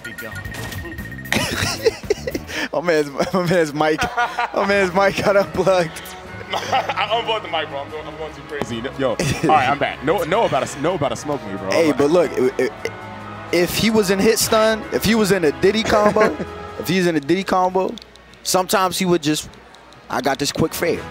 Yes. Sometimes he would be like, I'm a pull back, I'm a DI. Then he's gonna mix up his DI. Sometimes he's gonna jump. I mean, it's just like in every situation, you have to do something different against a player like Joe, who's just playing it back and watching your every single move and trying to set up a read on you and just cruise through the whole game, right? We see him do it all the time. He's just like, okay, you did this, this is that. All right, I got this for you. Next thing you know, you hear game. Yeah. But this time, we heard that in the favor of Jerry. And I don't know their set count. Have they ever played before? Jerry and Seagull. Yeah.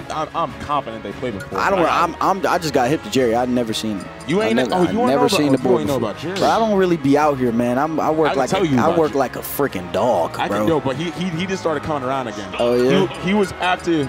He was pretty damn active around like end of 2019, early 2020. Okay. And then he's historically been like a really good melee player. He's been like PGR top 100 in the world for melee at one point. Oh, in MD? Yeah, he was power ranked. He was PR. I think he was PR'd in my man got some melee. badges. He got some badges. He plays some Dragon Ball Fighters and Marvel on the side. Okay, he got badges. He's been around the block. We go on the other side of the block though. Montrose versus Dark. All right, we got Montrose. That is a road in Rockville, Gaithersburg, if you don't know. Today I learned the lore of the name. If that's the lore, that's fine. We just gonna roll with that. We got Montrose Road versus Dark. Yeah, I'm a PG fella. I ain't know about that. Oh, you PG, man. You live in Ghost Town. Ghost Town. Silent Hill, bro. 7-Eleven be getting robbed by Casper, man. Casper, Yo, I wish I'd been around different ends so I could effectively trash talk you back. Hey, look. You good though? You good? Oh. Okay, all right. C4. Let's get into the match, man. All right, we got Dark, the Snake Man, the Dirty Snake Man. Yo, oh man, Montrose been went really heavy, really down low for that edge guard. Doesn't quite get it though. Nikita is a factor now at this point.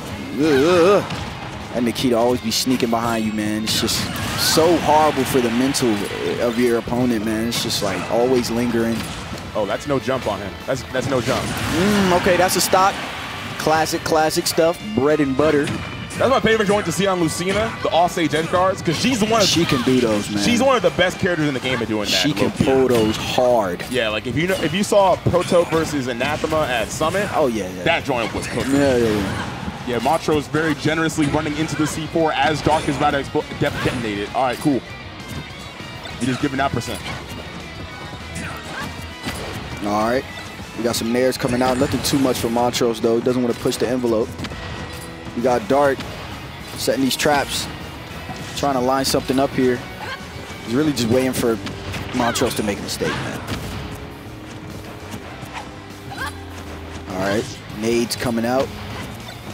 Yeah, Dark playing a really patient game. I like the idea of Montrose going just very, like just picking the right opportunity to go in with that. Oh wow, grenade! Gets a little bit of follow-up off of it. So I'm surprised Dark isn't just chucking these grenades, man. He's really just holding them, trying to set something up. But we don't see Montrose moving in, you know, like for attacks or anything like that, or approaching with any aerials. You see what I'm saying? Like he's not approaching. Like he's just not. He's not even. The thing is, approach. like he's privy to the fact that he doesn't want to take too much unnecessary damage off these grenades. Nice. Bro, that's a right. The dolphin dive getting whip punish. Montrose gotten that twice. He actually did that earlier and got a modest punch with a forward tilt. That's how to leave the whole stock off it. That was really good from him. That's a good one. Ooh, gets caught jumping, losing invincibility. Okay, back throw.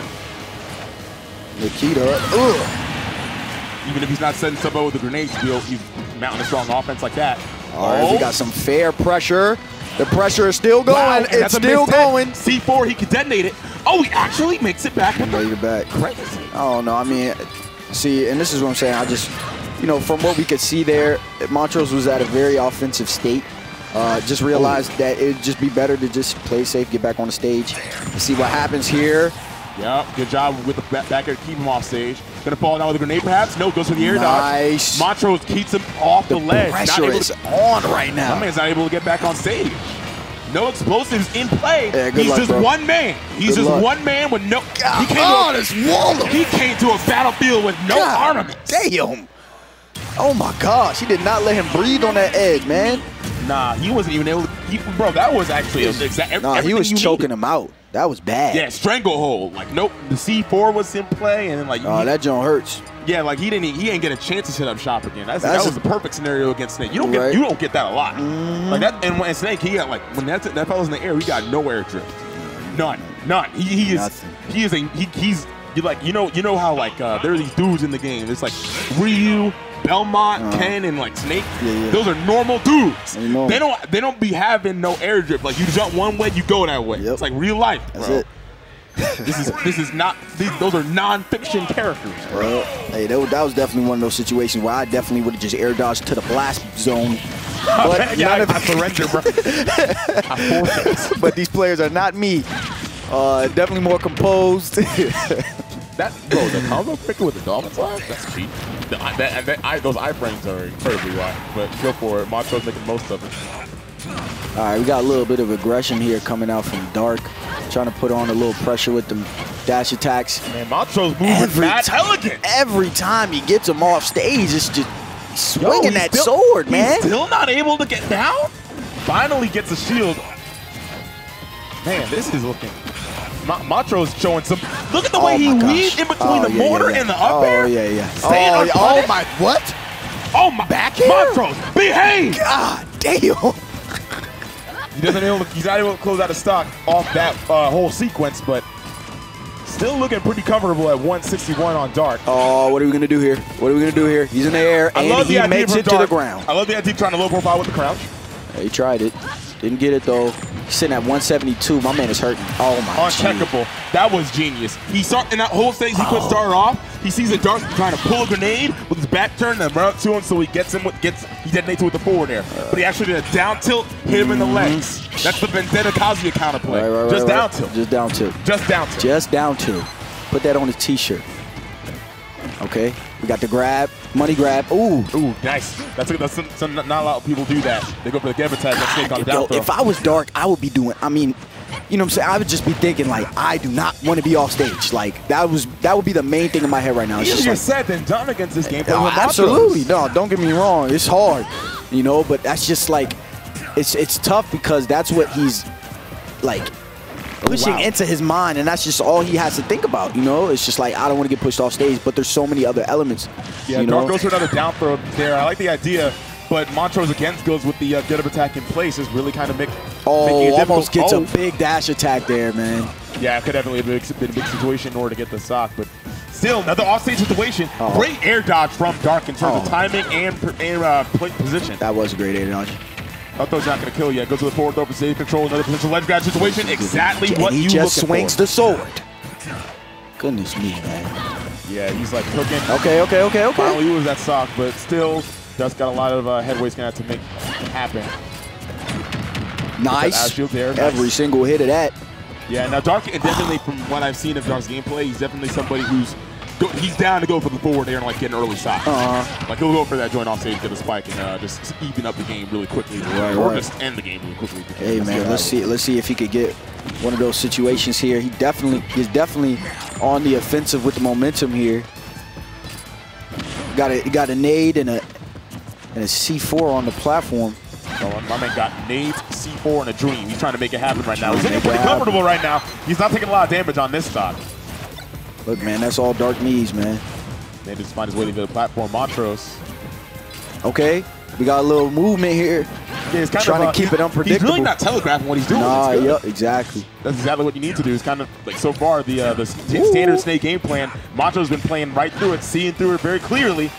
Yeah, and Dark just has to mix it up, man. He has to do the futsal shuffle. Bro, that's a deep cut, bro. that was a trend. That was a trend to die. There's a Nikita. Okay. Sends him away, and now he has no air dodge. Oh, wow, he actually made it. Oh, that hurts, man. I can't believe that. All right, let's see if Dark can keep it solid. Forward throw here, Nikita. Oh, man. Okay, we got one. Okay, he dealt smart. He got one on the wall to actually catch him the explosion. I like that. I like that a lot. Okay, dash attack money. Okay, parry money. The air dodge. Montrose with a little bit of misjudgment on whether he's going to land behind him. Nice. Okay, we're getting a lot of dash attack money. Yeah, I think it's even. For my money, it's even because it only takes like 2 more hits for Snake to win. Now it does take maybe like but if he gets off stage, it's just a very, very rough situation. Like the amount of mistakes that Montrose can make is actually very, very small. He can't. Yeah, Dark. All it takes is one mistake here. Let's see if he can hold it down. Dark has officially set up shop. C4 above on the platform, and grenades are in play. Oh man, is not trying to lose this. Yep, and Montrose knows exactly, exactly. Look at the percent, bro. He dies to up tilt right around here. Almost, not quite. Nair actually connects. No. Does not kill. All right, let's see what happens here. The 30 seconds. The 30 seconds on the C4. That is ridiculous. That's a terrible way to lose. That's a terrible way to lose. That's a terrible way to lose. Cypher into C4 that shit on was crazy. Oh, yo, I did not see that. That's a terrible way to lose. You do hate to see it if you're Montrose, but if you're a Dark fan, you love to see it. Yo! Oh, nah, you got to win this set now. You have to, bro. That is crazy. Sheesh. And now we're going to game 3. Dog.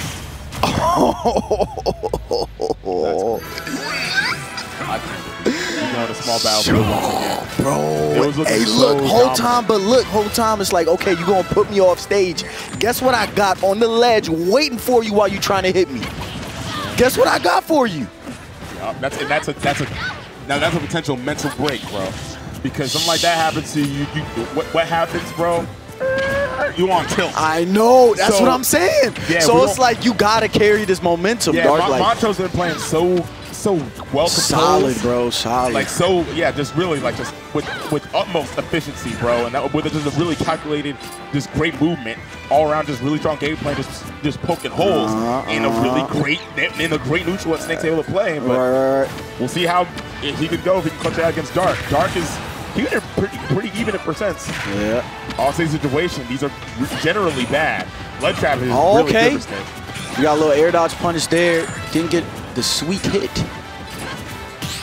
Okay. Ooh, parries. Man, I hate it when you parry that first hit, but then you get hit with that second one, Yeah, man. it's not fun, man. Oh, it narrowly jumps over the C4. Yeah, I'm loving the aerial movement, man. Yeah, that could have been bad. Not quite able to go for that situation. Kind of burned his jump a little bit early. Ooh. Montrose historically has been getting a lot of mileage off of Edgeguard and Dark for the C4 before the Cypher can get him back to the ledge, but has not been able to do that yet on these offstage situations that he's had. Nice. Dark really putting the pressure on with these dash attacks. Oh, that is it. He still has his jump. Boom. And that's sends him to the other side. He's still shooting that. Send up a ledge trap here. Gets the Wow. parry and a back throw. That was a really, really great parry from Dark. He needed it exactly. There's the up smash, and now he's down to stop. Now this is a situation where that mentality kicks in. Okay. Look, don't forget. Look, Montrose said don't forget. I still hold it down in, you know, a lot of these situations. So even in it, right back up. Bro. Yeah, like you were like almost close to winning the set, and then now you were stocked down, and the shoes on the other foot turns the table. Look, I've Turns always, the table, bro. The turns the table. Look, all it takes is I say like 9 times out of 10, if you get like a 50-60% lead and you're at 3 stocks, like it can really be a wrap if you play it right. Yeah, that's true, for sure. Especially Dark, man. We're seeing. I mean, we just seen what he's done. We saw what he's capable of. Yeah, man. Once Snake gets to set up his game, you really can't make that was really that was really good spacing to not get punished out of shield by the up tilt. Yeah. But he just it gets thrown away because he got smoked by that C4. And now Dark has a very strong lead. Very strong. With almost about a lap Montrose percent as this game 3. Oh, that's really he gets a read on the down throw for the first time this set. I like the idea of going for that shield breaker, but not quite enough. Over in the game. Okay, we going high. Okay, but now here's the thing. Montrose kind of coming back into his own. Yeah. Oh, I like the idea of going to a forward smash, but not quite going to work out. Okay. Oh my gosh, a fat up tilt. He went for the grab out of shield and quite able to get it. Oh no, and he's getting exploded. It's an Akita. It's an Akita. Oh, the tech. No, this is everything that Dark wants. Oh my gosh, he's still alive. Barely living, but yeah, at that point, that's a tragedy. That he's still alive? That's big. He's gone. No shot. Yo, what? Bro, get it. All right, GG. That is crazy. I'm gonna be honest, that last stock was just like, that was kind of sad, bro. Like he was just kind of like, you know, like. What? The Cypher to C4? What? All right, can we talk about that C4, bro? What? And I don't. It's all part of the game. It's all part of the game. Going into the next winners, the other side of winners quarters. Interesting sets coming up. We got Mokou versus Cheddar coming up. I believe that's next on stream. Yes, it is. Wow, that's crazy. I'm going to get out of here. I had a good time. Yo, it was fun. Yo, I was trying to go all the way to Grands with you, but we got a salty man over here. You trying to go home? Yo, bro, that's your man. That's your man. That you got a salty bro, boy. You gave so much moral support to that man, and now you better be driving home. No, I'm about to be dogging his ass when I get. Oh, excuse me. Oh, yo, we about. Hey, look. Now when we go home, I'm about to be giving him that work. We about to set up that switch as soon as we touch down. Nah, you set up the switch, bro. I was playing like some booty. Yo, how you lose, bro? How you lose? Hey, talk to the people. Put some word in. Nah, bro. Nah, we can't, bro. Hey, we'll be back, bro. He better be fiending out on the mic, bro. But yeah, take it easy, man. Go home safe, safe, bro. Hey, follow me on Twitter, bro. For sure. That's a Demon 8. We gotta hop on. Hey, y'all want to see this duo hop on? We could take a whole top 8. We could take a whole top 8, dog. Me personally, I'd be down. Let's do it, That's bro. that light skin supremacy, bro. Absolutely. Let's get it, bro. Let's get it, bro. Yes, sir. All right, dog. All right, take All it easy. You get on safe, bro. You take it on. You take it on. Oh, all right. Yo, be easy, man. Be easy. All right. That was a dope dude. Shout out my man Demon 8 Taz, bro. All right, that was fun, yo. All right. About to keep it pushing in the rest of this bracket, though. Mokou versus Cheddar coming up next. And I'm expecting this to be, it's funny, we've got ZD and Dexter. They currently AWOL as it is, but you're still seeing Fox and Wolf coming out from 2 other players, 2 up-and-coming players.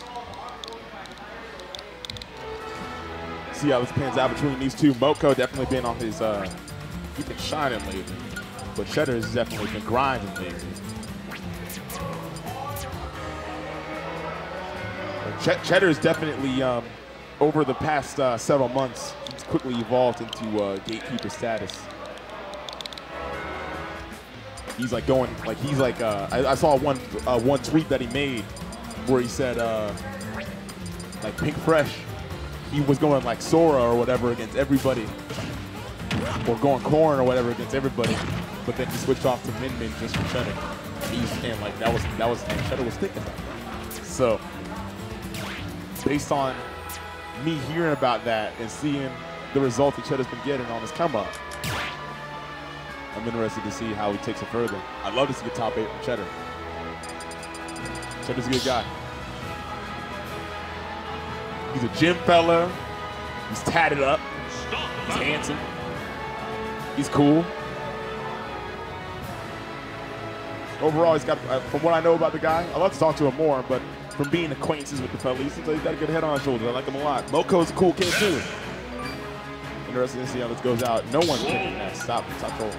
Y'all do not play next. Y'all are spacies. Y'all are spacies enthusiasts. Going with the Shadow Alt, a mirror match. 3, 2, Shadow the Hedgehog. All right, let's do this joint. Going with Pokemon Stadium as the counter pick, or as the state the game 1 pick. All right,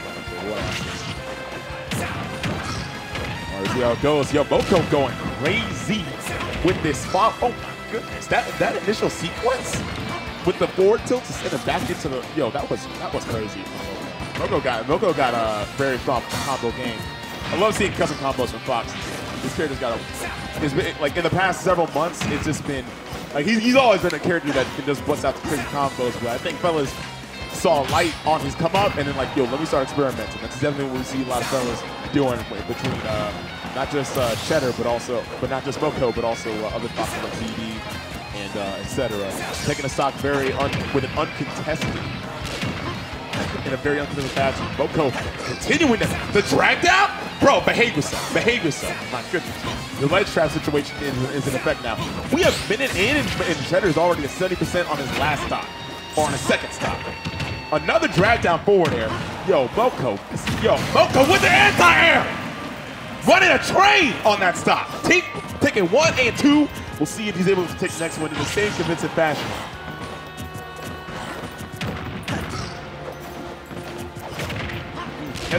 Get the jump covered with that down there, the full hop down there. I like the idea. Get some optimal damage with the follow-up. Nice job with the reaction to the roll in from Cheddar. Bro, this is a potential 3-stop from Mokou. What in the world? Golly, hurt box shit. Smash Ultimate gives Cheddar a very, very welcome get out of jail free card on that one. And now here comes Cheddar, getting some good damage off that forward air and into that down throw, dash attack. Mokou going for a drag down forward air, doesn't quite get it, but still going to capitalize nonetheless with the forward air, with the back air follow. This is Fox, returning to base. Man, Mokou looking solid.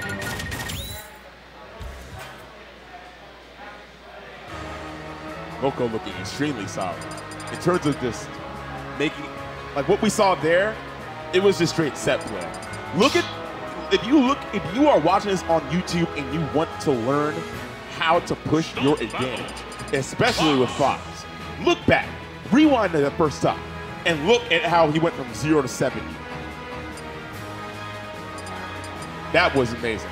You're not going hero. You don't play hero. Nobody plays hero.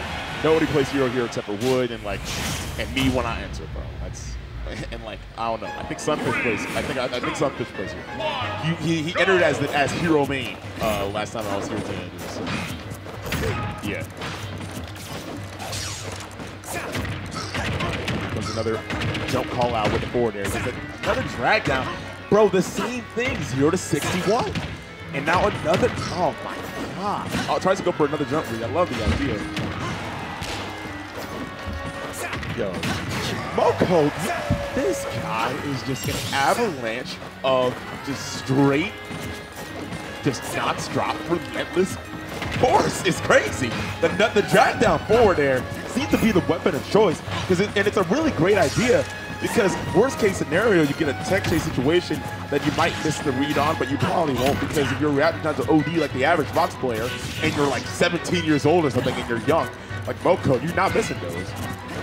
But the best case scenario, as we've seen, you get a ton of damage as Mokou has been putting on. The parry on the Wolf Blast, my man's looking like a TAS bot. This is actually looking ridiculous. This is the way level 9 Kazuya was looking when he just dropped, and fellas were saying like, and people was getting TOZ'd and thinking that was the way that only level 9s could do it.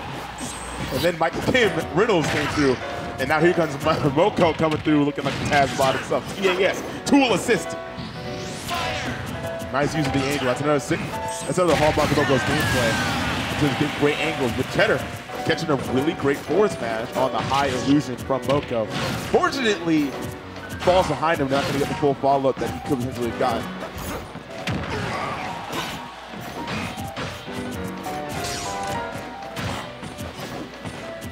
Now Cheddar. Now the issue is the low percent game against Fox is pretty rough. Managed to get him up to the mid-percent with a very quick nair to forward, so that's kind of a rare string that you see with Wolf. Mokou just kind of covering the airspace and actually manages to find the stock in a very strange fashion. I'm not sure what it was that put him in the air there. I think it was like a forward. I don't think it was a forward part, like a one-hit of forward air, something like that. And now speaking of forward airs, gets a big conversion off of those forward airs right there, 46%. Just an immaculate punish game from Mokou, man. Seriously, he's already at near on 10%. There's the dash attack with a great parry as well, man. This is I don't know how to describe this, man. It's just TAS. It's just tool assisted. There's the conversion into the up air. Not quite enough to kill. How is he going to finish off the game? Goes for a raw smash with Cheddar just narrowly beating him out with a dash attack. Another great angle to avoid the forward tilt flame. Oh, wow, at that point, Mokou with the angles and Cheddar trying to go for something else. Go for a back air. There he finds it. That was, jeez, man. I don't know how to even call that other than just block that. It was just vortex after vortex. It was looking rough.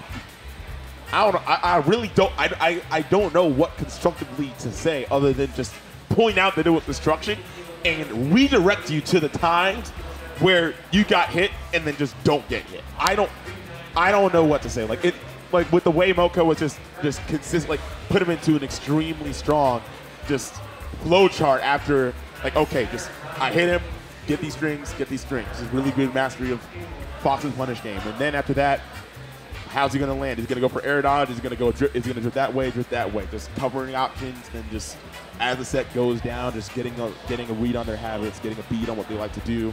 And then purely just going off that data and making the most of it. Clearly we saw that in space from Mokou. He's going to convincingly take that set. He speed ran that run. I'm not even going to hold you. Like I'm not one of those commentators who's going to like mince words, bro. It was a body bang. So Mokou's going to progress into winner's semis. He's going to play against Dark. On this side, winner's semis is going to have Pick Fresh versus Jerry.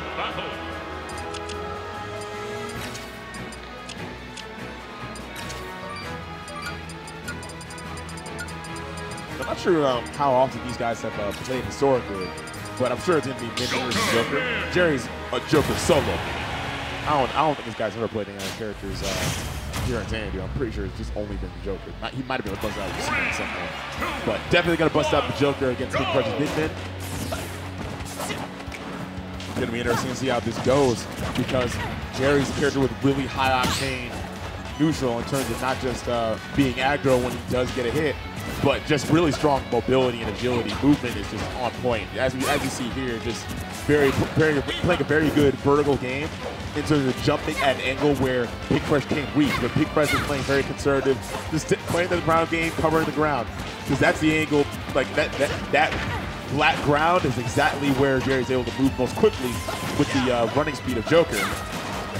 Joker has one of the best backs in the game, that's a factor, of course. Now Jerry opted to play a little bit differently. Now going for some A-Haws, jumping, but he's going to get just snipped a little bit with those Ram normals. Nice use of the empty hop grab and finds some good damage with Arsene onto an offset situation, which can be very detrimental for Min, of course. PinkFresh finding his way back, though. Nice use of the grab. Laser to catch the get up in place because of the lingering hitbox. That is coming up PinkFresh 100%.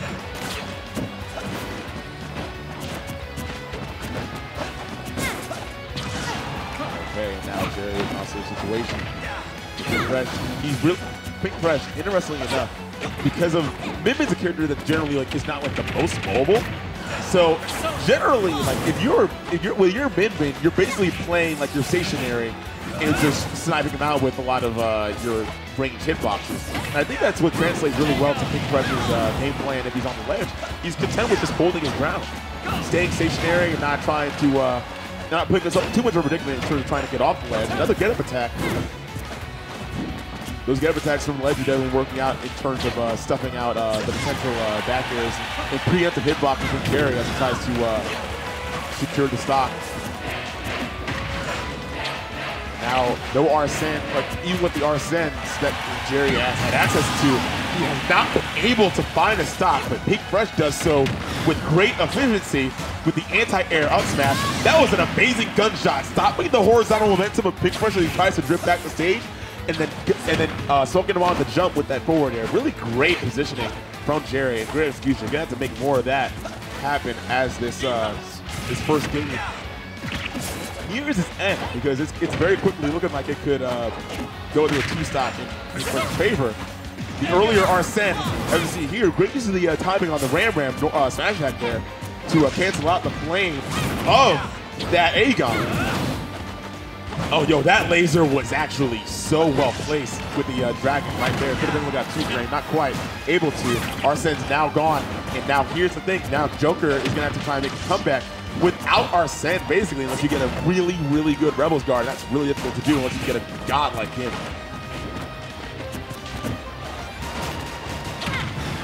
PinkFresh is playing really, really good in terms of just covering the ground, making really great use of these normals, really great timing of these attacks that he's opting for. Again, you see PinkFresh playing stationary at the ledge. He's not in any rush to get back to stage control. And then he finds his way back to center stage with just one punch, and now is able to reclaim that space and put Jerry on the back foot. Like the idea of going for that patented border up there drag down, but find too much off it though. And that's a megawatt nair. Jerry going for trying to bet in the yard a little bit on trying to get good reaction or good or it was more like a read in terms of trying to get some charge into a forward smash, and then if he did a get up in place, he could maybe hit him, or if he rolled into the forward smash perhaps. But that didn't quite work out at all as PinkFresh jumps over, finds a megawatt nair, being able to take it out. And we'll see what the counter pick is from Jerry. In terms of what Joker does good on, I imagine you might see like Town or something like that. But that's actually a pretty good stage as well. Movement likes having that space. And PinkFresh actually does like Town as well because of the fact that you get those tech chases on the platforms. An understated thing about Min is just the fact that you, if you have Megawatt, you can, and your opponent misses tech on a platform, you can very effectively cover their get-up option by putting out a Megawatt, and even if they roll, you can put out the Dragon afterwards. So, yeah, PinkFresh definitely does like Town. And it looks like we're not going to Town. Not sure what it's going to be. Smash Throw is what we're hovering over. But Town is the pick. Joker, on paper, does like this stage, but I think PinkFresh let this stage unbanned for a reason. Joker, Min.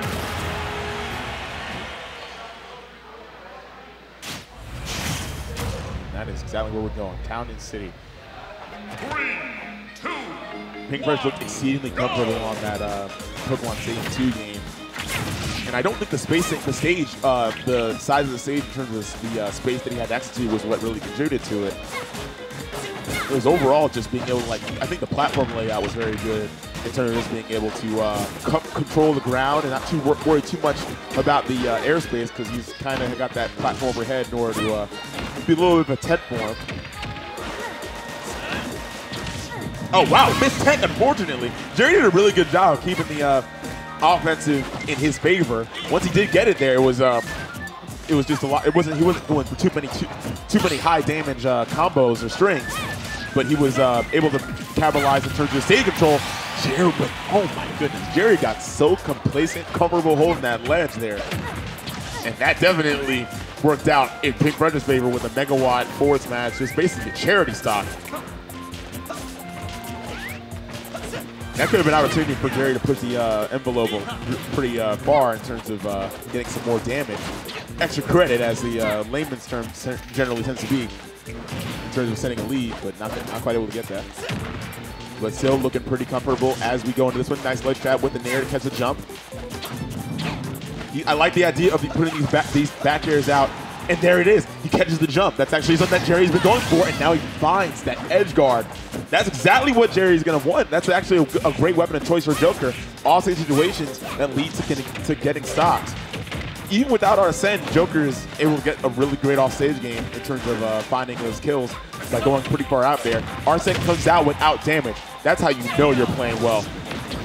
You're just getting Arsene from just living long, not even from taking a lot of damage. Great conversion off the Ram. Megawatt. Oh, man. That was, well, I'm sorry, a great gift. And with no grappling hook, Arsene running out just in time for Pink Fresh to get that gift. Wow, that was impressive for Pink Fresh. Both players, we did see a little bit of a silly stock.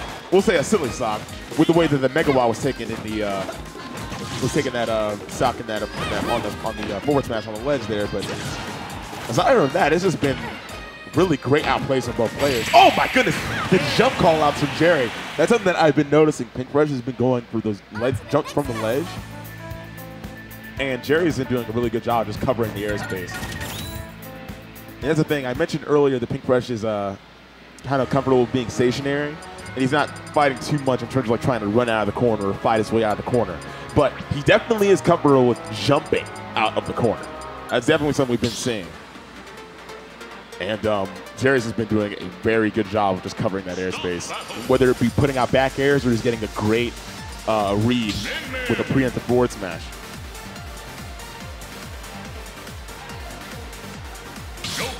And also shout outs to my man Pink Fresh picking a banger song. I love that Pink Fresh picks the Tekken music. Plucking tulips as we go to game 3. It's a best of 5 set. And going to FD, I know for a fact this is definitely a Min-Min's a good home turf for Min-Min. Because at this point you don't got no platform to jump over at this point. You got to fight straight up. You got like it's all ground. It's all ground.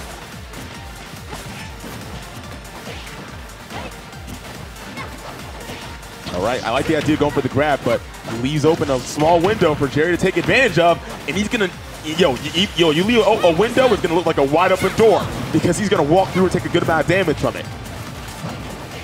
Okay, there he finds a grab there. Great use of the Dragon Arm with the powered up, and now here's a factor. Potential ledge double, there you go, the Tube Rain with the Arsene, that's a double-edged sword. You got a really great offense with being able to put on so much damage, but when you have to recover, you get it's all two-frame city at that point against a character with the proficiency of timing on those forward matches. There goes the suplex, another powered up Dragon Arm. Early Arsene, but now the Arsene is exactly what led to this stock being lost with a two-frame. What an amazing string! Getting a nair. Oh my goodness, I like the idea of trying to hold on to that Dragon Arm and get a catch on the forward smash. Not quite. Oh man, Jerry, great. Oh my goodness, that was a fortunate DI, and I'm not sure what happened in terms of, like, I might have burned his air dodge and like air dodge into the blast zone there on accident, trying to go back to the stage. But yeah, great job from Jerry there with the ledge trap, which the ledge trump, which led into a very favorable situation that led to a stock. Ooh. Oh, nice use of the anti-air, actually catching the jump. Up, oh, another great anti-air with the up angle. Yo, Pinkfresh putting on a clinic. Using all of his arms to great proficiency. Yo! That was OD. Seriously, bro, uses like anti-air city, bro. Like put out one arm and then jump up with the just following Jerry wherever he goes. Every step you take, every breath you make.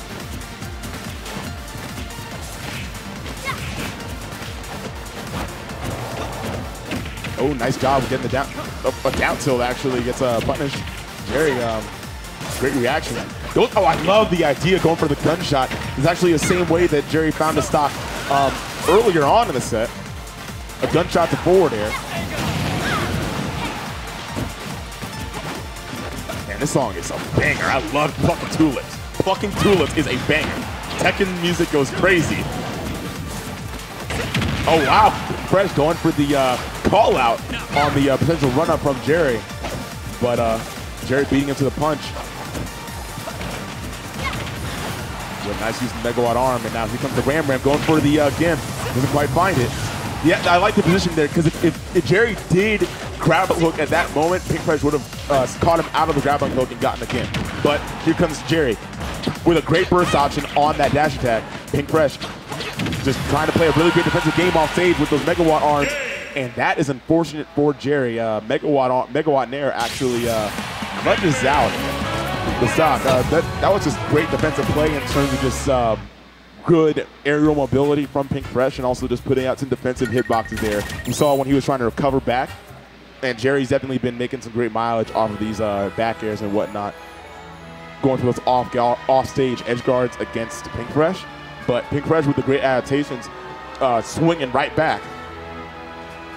Not really giving him too much of a free window to be able to get those kills, those kill opportunities like he was earlier. My man said, fight back! And he said, I bet he will fight back. The Megawatt Nair and the Megawatt forward air is definitely putting out some great work for Pinkfresh here. Now Jerry's going to have to go for another counter pick. He did win on Town and City before, and now Pokemon Stadium, which Pinkfresh won on earlier, is going to be where we go for Game 4. If I had to imagine, I guess that if I had to imagine, Pinkfresh is probably getting rid of Battlefield because he doesn't want to deal with the situations with the laddering on the platforms. And Pokemon Stadium, he looked very comfortable in Game 1. What happened in Game 1 was just really covering the ground, and then just the fact that with the weird thing is on this stage, the platforms, they actually very much benefit Min-Min's preferred playstyle, because if the way Pinkfresh is playing, he's just covering the ground really well with these grounded hitboxes, just making sure that Jerry's not able to run in easily. But the platforms make it a little bit clunky in terms of trying to fall in with a punish, and that's why Jerry's kind of hesitant to go for the jump, like just jumping and falling right on top of Pinkfresh. Arsene is a factor, but so far Pinkfresh is playing really solidly and not able to get in is Jerry. And now with this Arsene on his way out, the up smash out of shield is almost killing, but not quite, and only 57% to show for it. That's just a testament to how strong Pinkfresh's defense has been, rather than Jerry's offense not being enough to cut the mustard, so to speak. All right, gets another down tilt getting grabbed by Jerry. That's something that he's been doing a really great job of, his reaction to the down tilt from Pinkfresh. Pinkfresh probably going for that down tilt, because if you get a down tilt to up smash, that's a good amount of damage. Wow, that was a great conversion from Jerry, getting that drag down to down smash. And now the stocks are even and percents are just about even. Jerry kind of pushing the envelope a little bit further. Great job with that string of up airs. Man, the gameplay tonight has just been so great throughout the entirety of the stream. It's been great to see. Yep, there's that first option from Jerry. He hasn't been going too ham with those dash attacks, but the time he does bust out the dash attack, those kicks definitely do be hitting. Okay, great use of the Aegon, pushing on the advantage to see if he can make it happen. I like the idea of that Oh no, here's the situation. He does have, okay, another great defensive use of those arms off stage. But now Jerry, I said it before and I'll say it again, catching the anti-airs and just really covering the airspace, not allowing Pink to get the jump. With a little bit of Arsene left, he's going to make the absolute most of it, getting a 46% string and then an Aegon on top. Almost gets the offstage situation, which probably led to a gift if that back air connected. Probably would have sent Pink too far out to be able to recover.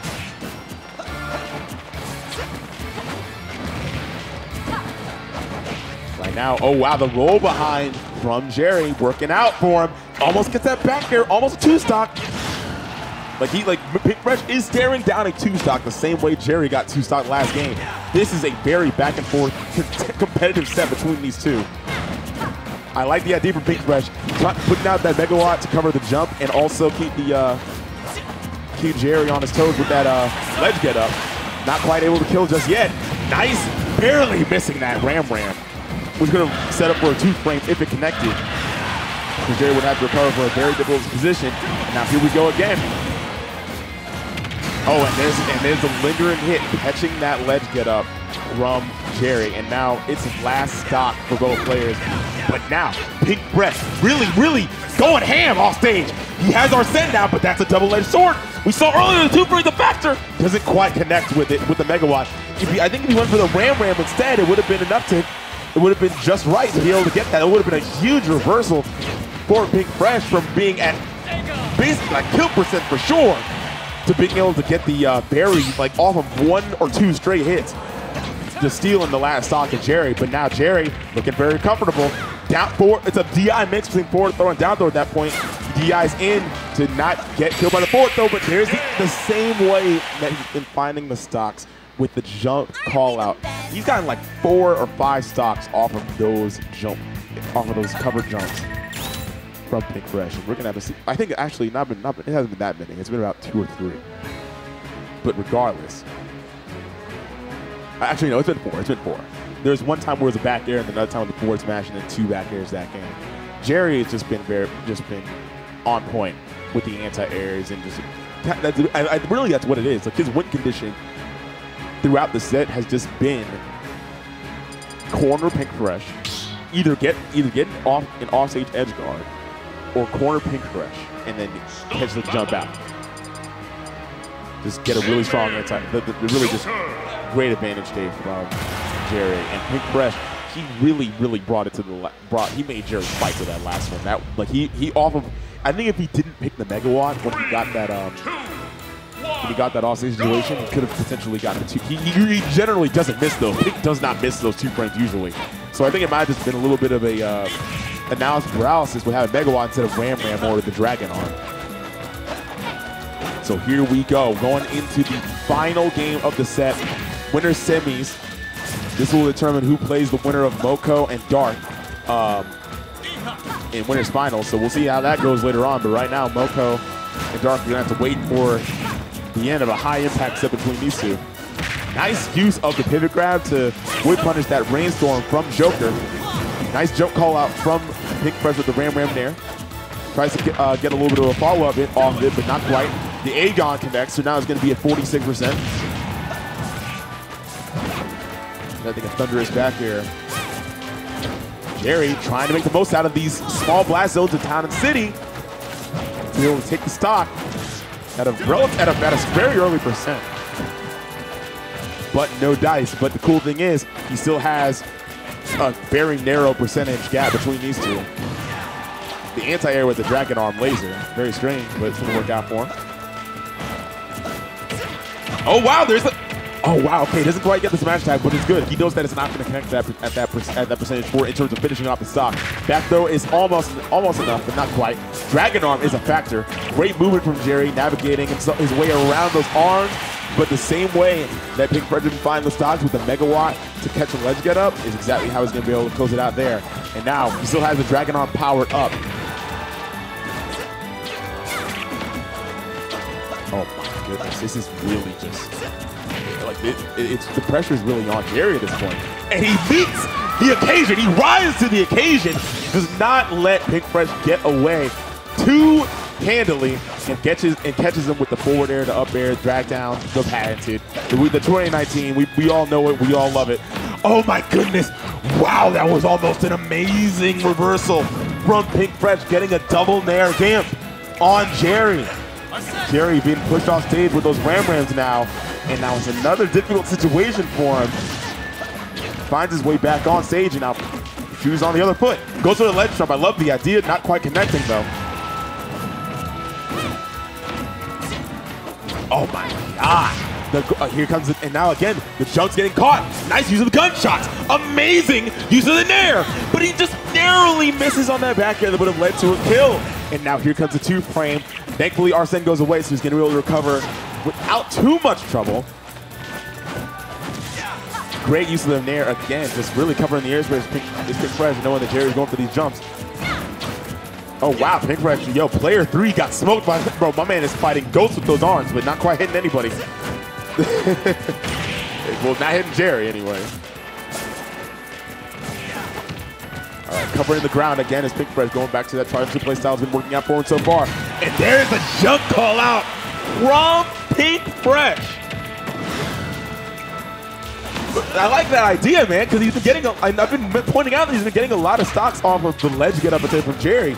And instead of going for the neutral get up, the ledge jump is what he covers. That is a really great switch up from Pink Fresh, and it works out for him. The charge up on the ram, the flames on it, can do a little bit more damage. And now here's a factor.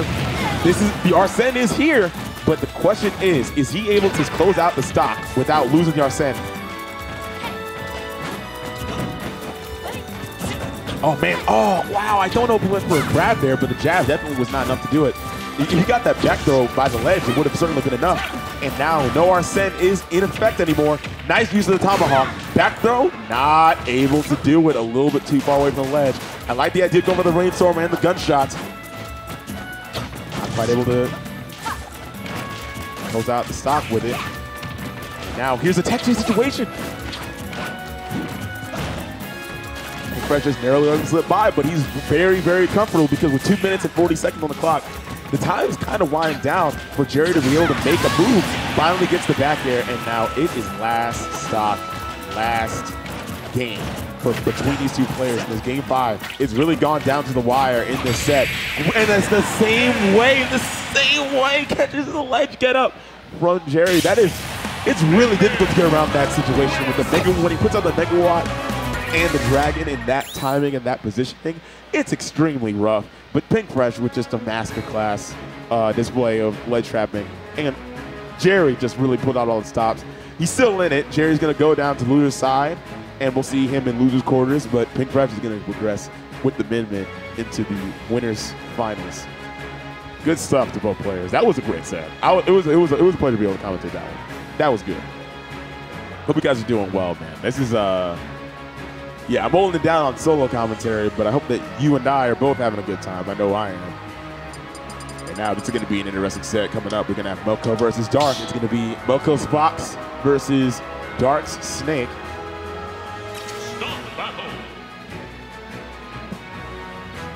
And Dark definitely has had a serious come up in the past few months. Seriously, like he's very much become a gatekeeper for me when I've entered, and also just in general. And now we're seeing him potentially getting top 3 if he's able to take it over Mokou. See how this goes.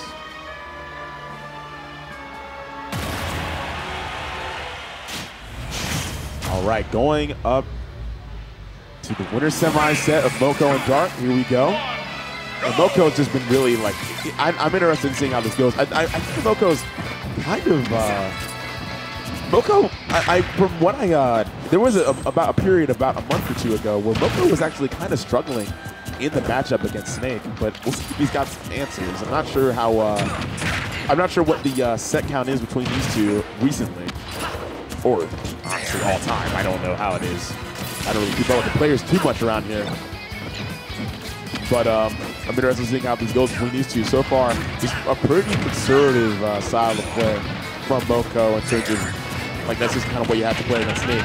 can't really go all in because at any point you can always risk a trade. And Fox is a character, being as light as he is, can't really afford to have that many trades because you can definitely lose your stock very quickly if you mess around too much. You could have actually gotten that Nair converted into an up smash, but he actually does a dash attack instead. Yeah, Dark setting up shop once again.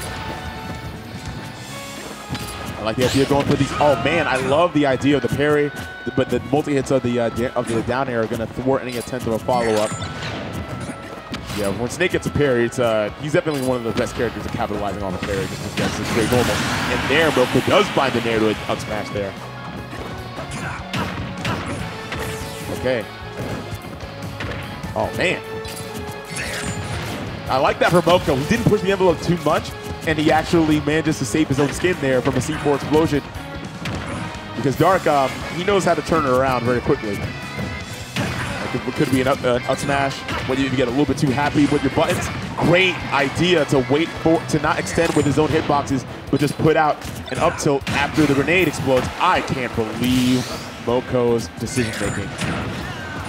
He actually saved the hell of C4 there. I can't believe that decision making because yeah, standing on top of C4 is a little bit of a weird play, but it's gonna work out for him regardless. He will find his way back on stage around Dark's ledge trapping with the Nikita and the grenade. Oh man, bro!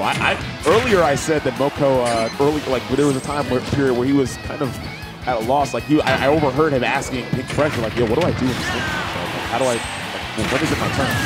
But it's definitely been Mokou's turn throughout the game as we begin this set. But Mokou isn't quite out of the woods yet because Dark was able to find the stock with that dash attack. And now the ledge tapping from Mokou is just it's the Fox ledge tapping. Yeah, this Nair.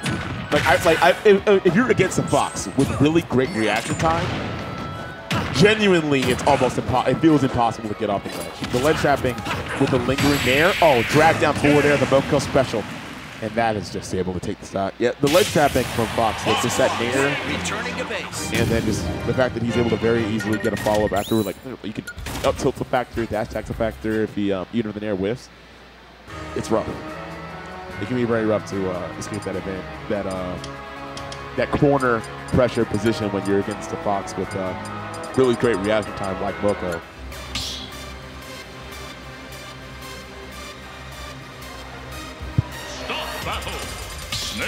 We do have a banger. I'm not sure what the stage is. It's definitely going to be either Battlefield or FD. I guess it's Battlefield because that's definitely a good stage for Snake, and FD is definitely more speed towards Fox. It's going to be small Battlefield. Tekken music, big fan. Always a big fan. And it's going to be Karma. And we'll see if, well, I know, Karma's a mother, but we'll see if we're going to see the mother of all comebacks as Dark tries to mount that comeback in this Game 2 scenario. Not shooting the last hit, Mokou. Right now, so far, a little bit of a slaughter. There's a slobber knockdown between these two. Oh, wow, great air dodge from the lowest vision possible so he doesn't get smoked on the forward smash from Mokou. Oh, wow, I love that decision making from Mokou catching the up smash. And even if the grenade actually did blow up, which it did, it was still going to be enough to kill Snake, so good job.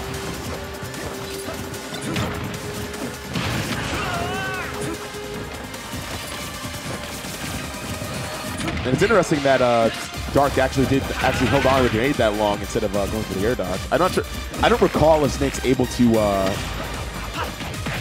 air dodge while he has a grenade in his hand while he's falling down out of the air, but that's definitely going to work out in Mokou's favor, continuing to put on the damage and rack up the percent. Almost about to lap Dark, and yes, he does with those lasers. And now Mokou really kind of playing a cat and mouse game now. Great use of that back air to whip punish.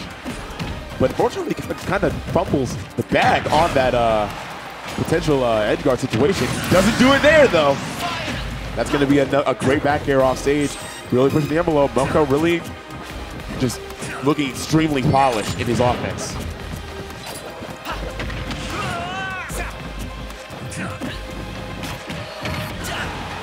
Gets that jab, that gentleman jab.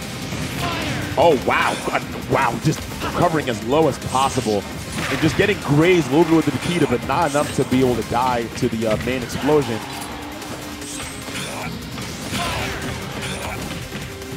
Wow, jab, border. What an interesting option from Dark, but it's going to work out for him. Great decision making on his part. Just really good character awareness in terms of what works for him. Dagger parry. Okay, optimal punish. Optimal punish. Gets 53 off of it. Good job. Mokou got a little bit too much dip on his shit there with that rapid jab. Oh, wow. I love the idea of going for... He actually had the correct read, but a little bit too late on the timing of that down tilt. That up air actually might have killed. It's not over yet because Mokou could very easily lose the stock to one stray up tilt from Dark. But Mokou not quite giving it to Dark that easily. He's not getting too complacent. Looking very comfortable overall. That mounts a lot of percentage, but he's still going to have to close it out to go to his last stock. And being last stock in general against Snake is really rough. It's really rough because at any point it could turn around. Realistically, in a world where Dark wins, in a world where Fate is on Dark's side, he can really take the stock right now. Wow, goes for the up smash, but actually only hits the grenade. But no, the ledge trap situation. Mokou's definitely been really strong in this position throughout the set. There's the jump, covering the up. At that point, I feel like that Cypher, I feel like that was a little bit of a desperation move, because that joint usually is not. That's usually not a good option. That's usually not a good option, but in that situation, I'm sure that Dark probably thought, okay, he might not be ready for it, might have enough opportunity or enough time to be able to pull out a grenade and make it safe so that way I don't get up there, but not quite panning out the way that he had in his mind. Going back to small battlefield and going back to this banger song. Brad from Mokou, what a weird way to start off the game. What a weird way to start off the game against Snake. Tries to get a serious follow-up with the Firefox to cover the ledge.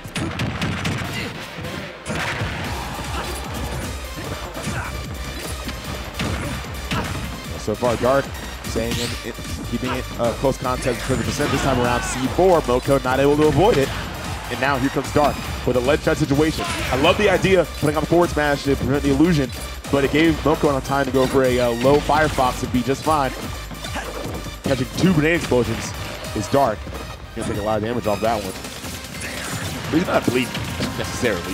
He's not looking that bad. Oh! He wasn't high enough percentage to die to nut smash, so it's okay for Mokou to not get a full follow-up. But that was an amazing parry.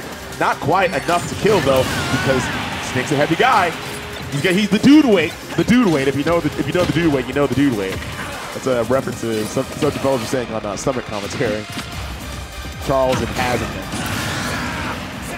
Dark was able to take that stock, but then Mokou's very easily beating him. Matching, returning it in kind. Good stuff to him. Both players keeping it competitive. And it is still going down to game 3.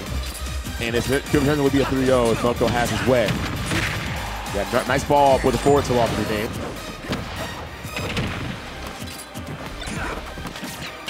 Okay, Mokou. Really, at this point, Dark's kind of climbing. The percentage is climbing for Mokou, and the gap is widening between these two. The back air is a really great decision from Dark there. But now here comes Mokou putting on the pressure with these up air strings. Goes through a drag down forward air, but not quite able to make the most of it. And there is the one landing forward air with a little bit too much lag on it to be able to get away with it scot-free, and that's going to be a great up tilt follow-up from Dark. And here comes the follow-up off the grenades from Mokou.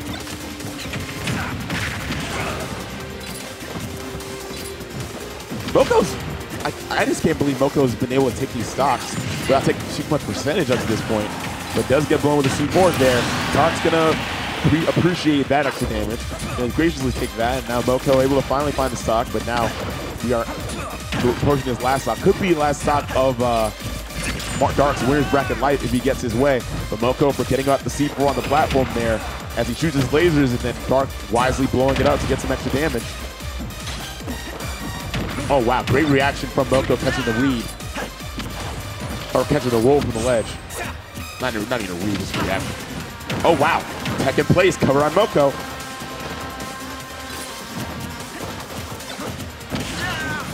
Great job from Dark holding the grenade in place. Mokou almost giving up the stock by running into C4 there. The up tilt actually connects as Mokou's attempting to run away. And that is Dark at the potentially starting up the classic Dark comeback. We saw him earlier, man. Like Montrose.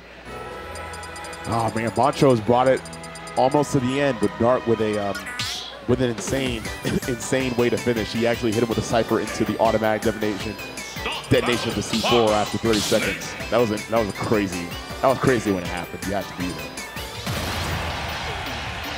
Earlier tonight, that was nuts. But Dark, he's definitely. Last time I was commentating Xanadu, I definitely noticed him with the reverse 3-0. So it's always a possibility with a snake piloted by Dark. See how this goes going into Town and City.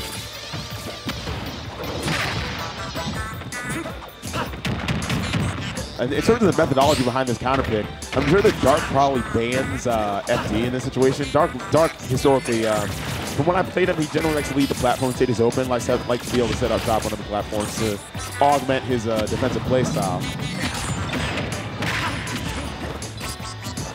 But in terms of like around these situations where the platforms go away, it basically becomes FD with no platforms, which definitely works out in the favor of probably Mokou in this situation. Getting a lot of damage off that sequence, and now reflecting grenade, I like the idea. Oh wow, almost quite. Oh, what a great capitalization! Even if the back air doesn't connect, he still manages to push the envelope with a flame trap, get the up smash. Nice drift back in order to not get smoked by the up tilt from Dark there.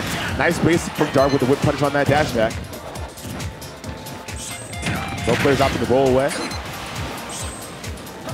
The heat is a factor, going all the way from coast to coast. I can't believe Fox was able to do that. So privileged.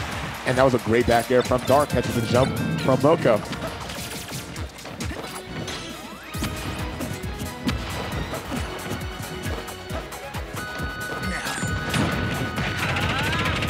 Mokou falling on top of him with that nair jab, getting a good amount of damage. Again, that's a hefty amount of damage. Just a nair and a jab. That's a 19. Oh wow, grenade in hand, but he narrowly dodged the grenade to avoid a potential tension from Mokou. Now Dark again playing pretty conservative. Gets a stick. Could be the start of something amazing for him, but the stick, now the C4 is back on to Snake.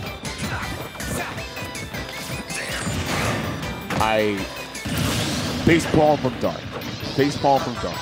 He is very embarrassed. And he smiles. Nobody saw that. Nobody saw that. I think Dark might have thought that the C4 it can slip and fall off of the person it's stuck to, but yeah. Let's move past it. Let's move past it. Drag down forward air from Mokou, the Mokou special. As I've been saying throughout the 90s, again, those drag down forward airs seems to be his weapon of choice. Oh wow, great. Oh my goodness, that follow-up was actually OD. I don't think I've ever seen that before. Soccer kick from Mokou, almost being able to take out the stock. Finally finishing it, not quite. But now the nair up smash is definitely something that Dark is going to have to be privy to because it is certainly a factor.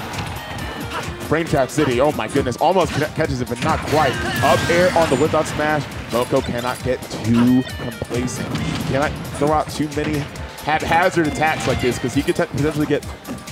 It could be, this could change very on the dime. Goes to the jab to catch the jab lock, but not quite able to get it. Oh my goodness. Oh no, it's even. Mokou actually could lose the stock at any given moment. The C4 is a factor, and there's the back air, and with, oh yeah, actually enough to be able to finish it. Dark, with a little bit of analysis paralysis there, he actually, like, even with the C4 explosion, like even without the C4 explosion, it was looking Mokou favored. But Dark, if you get that stock for a little bit longer, just a few more grenades, and this makes it just reduce life expectancy of Fox a little bit more. That's going to work out in Mokou's favor as we go 3-1, his favor. He's going to be playing against Pink Fresh in the winners finals. Man, Good stuff to both players, man. I'm going to go ahead and take a break from commentary because I've definitely been on this journey for like an hour and a half. But yeah, I'll be back on in a little bit. Appreciate you guys hanging out. We're going to get another set coming up on stream. Like I said, Winners Finals is going to be between Pink Fresh and Mokou. I got a bagel in my bag, and I'm hungry. I'm going to eat that joint and then come back on commentary. I'll catch you guys in just a jiffy.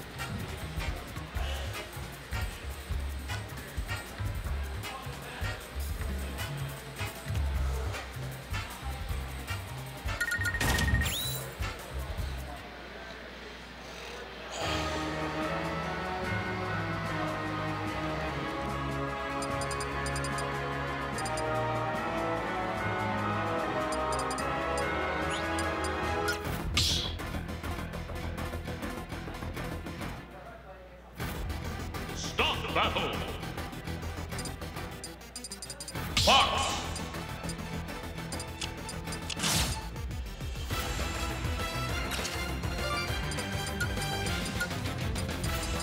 Min.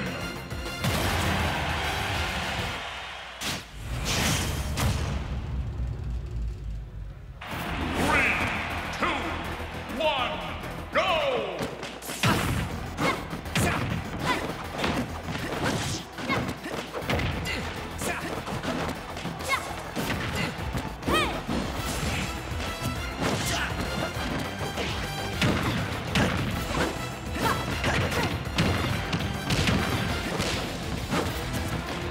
Yo, what's good, y'all? I said I was gonna eat my bagel when I did take a bite, but I'm not gonna lie. I need to get the lore on this because, oh my God, that sequence was OD. The narrative force, man. Yo, Mokou is crazy. The lore between these two players is Pink Fresh is low-key Mokou's sponsor because he definitely helps out. He's actually the reason why Mokou was able to enter SmashCon. Mokou, like Pink Fresh, he's been a very supportive figure in the community and everything. And Mokou's he's a young guy, not really able to drive himself to the tournament, so it's like, yo, bro, I'll drive you this time. I'll let you enter SmashCon, bro. Like, I'll pay for your entry. And he did just that. And Mokou's definitely been making the most out of not just that up air sequence that led to him taking the stock, but in terms of just growth as a player, like just really, like he's had such a meteoric rise in a relatively short time. The kid's crazy. Yo, this Mokou is just looking dominant. I'm impressed. And this is kind of a rocky matchup for Min because like once in terms of like you get hit and you kind of lose automatically. But you do have situations like that when you get Fox off stage. It's pretty rough. It's pretty rough, but a little bit of a mangle on that one to dodge that the remaining. Okay, that was okay. It was looking so good until it wasn't to be able to the stocks on that game, but Pink Fresh is gonna miss the tech on that one. I can't believe Fox's up B is like that. It's the way it's stage spiked in this game is like no other Smash game. It was not, his up B was not like that in the Smash games. All right, Tekken banger. I've been commentating for a minute. I'm definitely gonna eat my bagel now, for real. Oh, he picked a banger. He picked such a banger. All right, I'm gonna keep my headset on though, but I'm gonna turn my mic off while I eat. I'm not gonna eat into the mic. I'm not gonna put y'all through that. All right, I'll be back in a bit. Enjoy this action. Enjoy this action, because this is gonna keep being a high octane set. And I'm not gonna be surprised if we're gonna see another Game 5 situation because there's been a close contest throughout the night in terms of the second team's players.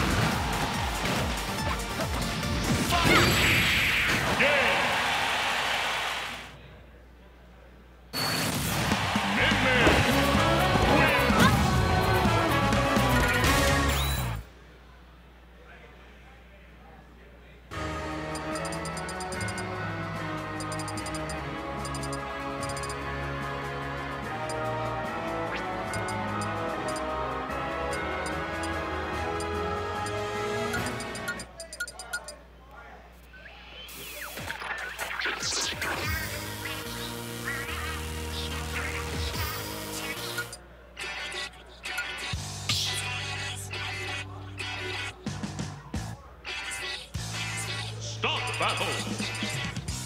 Min Min. Fox.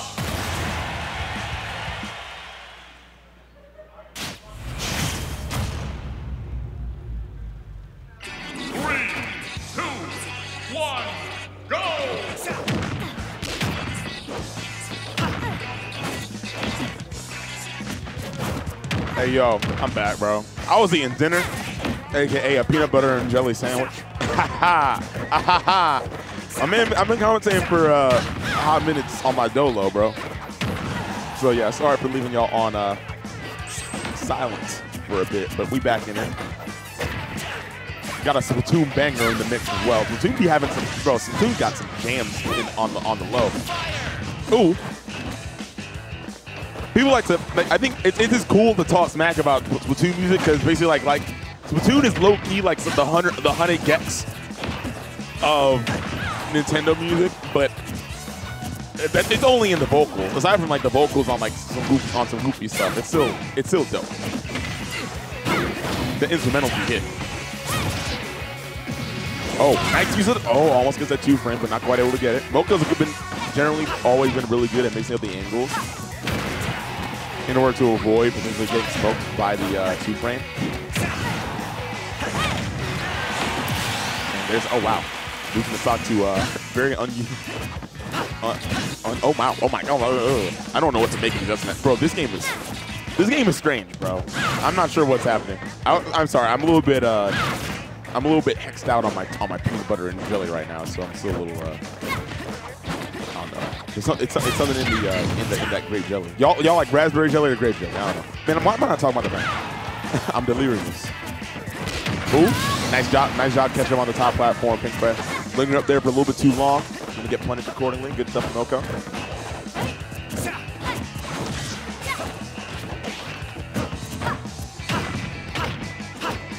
Oh. Mokou trying to get his patented vortex going. And right as Pink Fresh finds a way out of it, he's right back in it.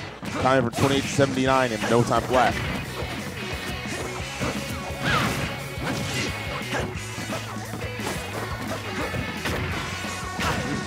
Oh.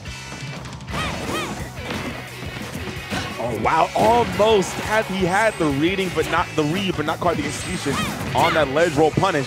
Yo, if he hit the laser there, I don't think it would have killed Corrin powered up, but still, air up smash, Mokou's gonna be able to take that. Damn.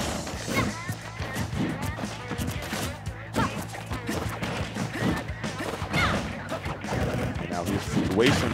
Pink Fresh is gonna have to try and now, like he can't get too crazy.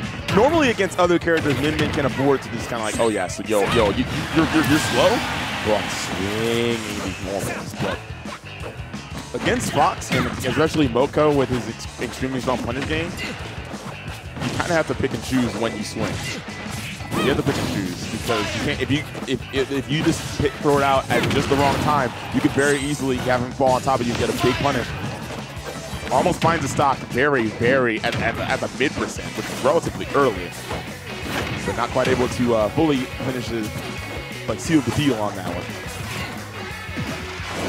Oh, there's the patented Ram with the charge, and Mokou actually slides back a little bit too far into the blast zone there. That ledge trap thing, and most importantly, those 2 frames. It's some serious business, and it's rough. It's a rough deal. For Fox when he's put off stage like that, because really, if you're in that situation, you don't have much left to you. All right, rooftop run. This is a bang. Yo, I just noticed Mokou's wearing a Naruto shirt. No, what a Fox main. Fox mains are just such a protagonist. He's wearing a Naruto. My man, go for it, bro. I was never into Naruto as a kid. When I was watching Naruto as a kid, I was into it, but then I was watching Rock Lee versus Gaara, and it was dope. But then, like around like the 7th flashback, I stopped. I flushed it. Like even at the age of 7, I was like, "Yo, what is going on, bro? I need something more stimulating, bro."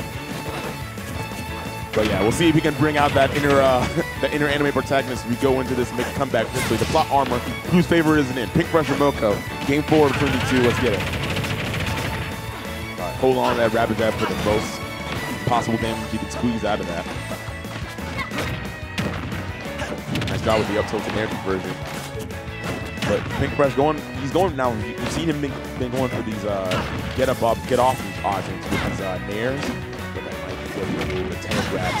That's a whip punish on that nair. Works out for Mokou. Min-Min's heavy enough to be able to survive that. Up smash out of shield from Pinkfresh. Oh, great angle from Mokou, avoiding the down angle ram from Pinkfresh. Up air would kill on that top platform, so Pinker's gonna have to watch out for that. Oh wow, even from this distance, Mokou not quite ready to get to deal with that ram.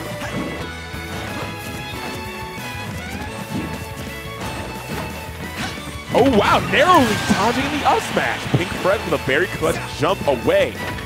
Wow, that worked out for him. And it's going to actually lead to a punish on that incredibly laggy move. But there's an up smash catching the air dodge. That was really just a great response from Mokou. Seriously, man, reaction time is something that cannot be trained. Well, actually, it can be trained. That's partially capped. But the way that Mokou is just on point with just on the spot decision making in these situations has been so good for him. He actually catches Pinkfresh's jump as he attempts to jump out of the rapid jab. Not able to fully capitalize, and Pinkfresh times his tether a little bit far away from the stage. Oh wow, this grab as Mokou jumps over. Great job catching the high illusion from Mokou. I like that Mokou went for that illusion because it sets a situation where he can avoid the two-frame potential, but he gets put off stage once again, and Mokou is gonna be able to lose the stock with an unfortunate situation that he was just trying to avoid.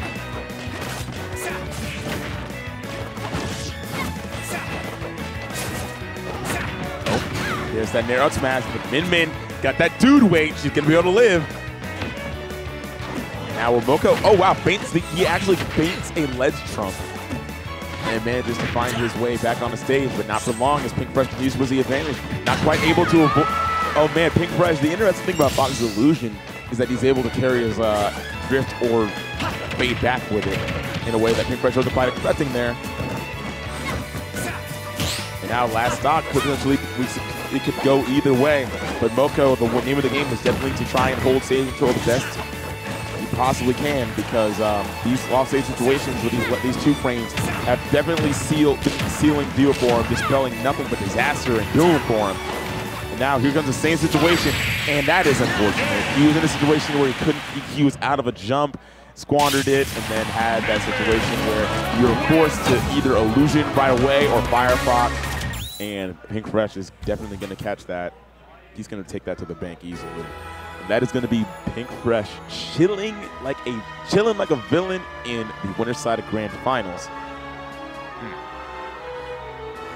Yeah, good stuff to Pinkfresh for sure. Making that look not convincing.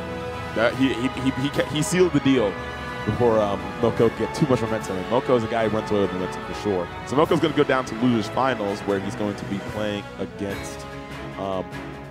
Right now, we actually have a little bit of a lull.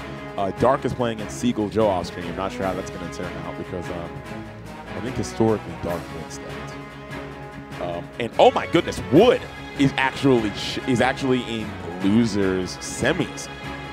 Man, Wood has had a heck of a run. Let me see. Wood. Let me go ahead and do a sidetrack. For those who don't know, Wood is he plays Hero, Incineroar, Wario, Game & Watch. I'm not sure which characters he predominantly played today, but he lost to Seagull Joe a little bit before. Yo, Wood, what's good, dude? Yo, I was actually just talking about you, bro. So, yo, yeah, get on the mic, bro. Get on the mic. Sorry, guys. Yo. I was supposed to be commentating like probably 2 hours ago. Yeah, but you've been doing good throughout the bracket. But I keep winning. Yeah, so this guy Wood has actually been on a streak of really good performances. He actually got second at the ladder, right? Or not the ladder. The Smash Tab. I got Smash Tab, yeah.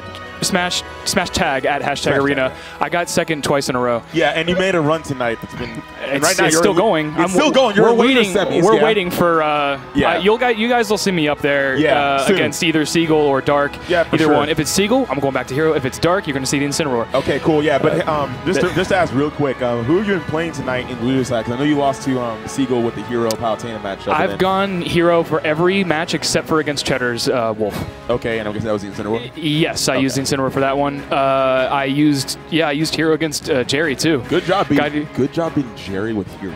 Yeah, so a shield break was a factor. Was it double? This is the best one. You know Joker down gun, right? Yes. Magic Burst. I hit him up in the air, and then I was on a platform, and he was starting to do down gun, so I was just like, bah! And he died from like 45. That's awesome. It was a lot of MP, so it was pretty high up, right? Yeah, it was at the game just started, so I was at like 89 MP. Okay, so. Awesome. Making me proud. No, Magic Burst sucks, guys. Don't use it. Okay, cool. Don't use it, kids. Yeah, Magic Burst is fake. Magic Burst is really bad, actually, for the most part. It just looks good in a clip. All right, sure, man. We're just, if everyone's wondering why we're just vamping on here, it's just because we're just waiting on Seagull and Dark. I just said Dark and Seagull are playing off stream. I think Dark historically wins that. Historically, yeah. Although he did.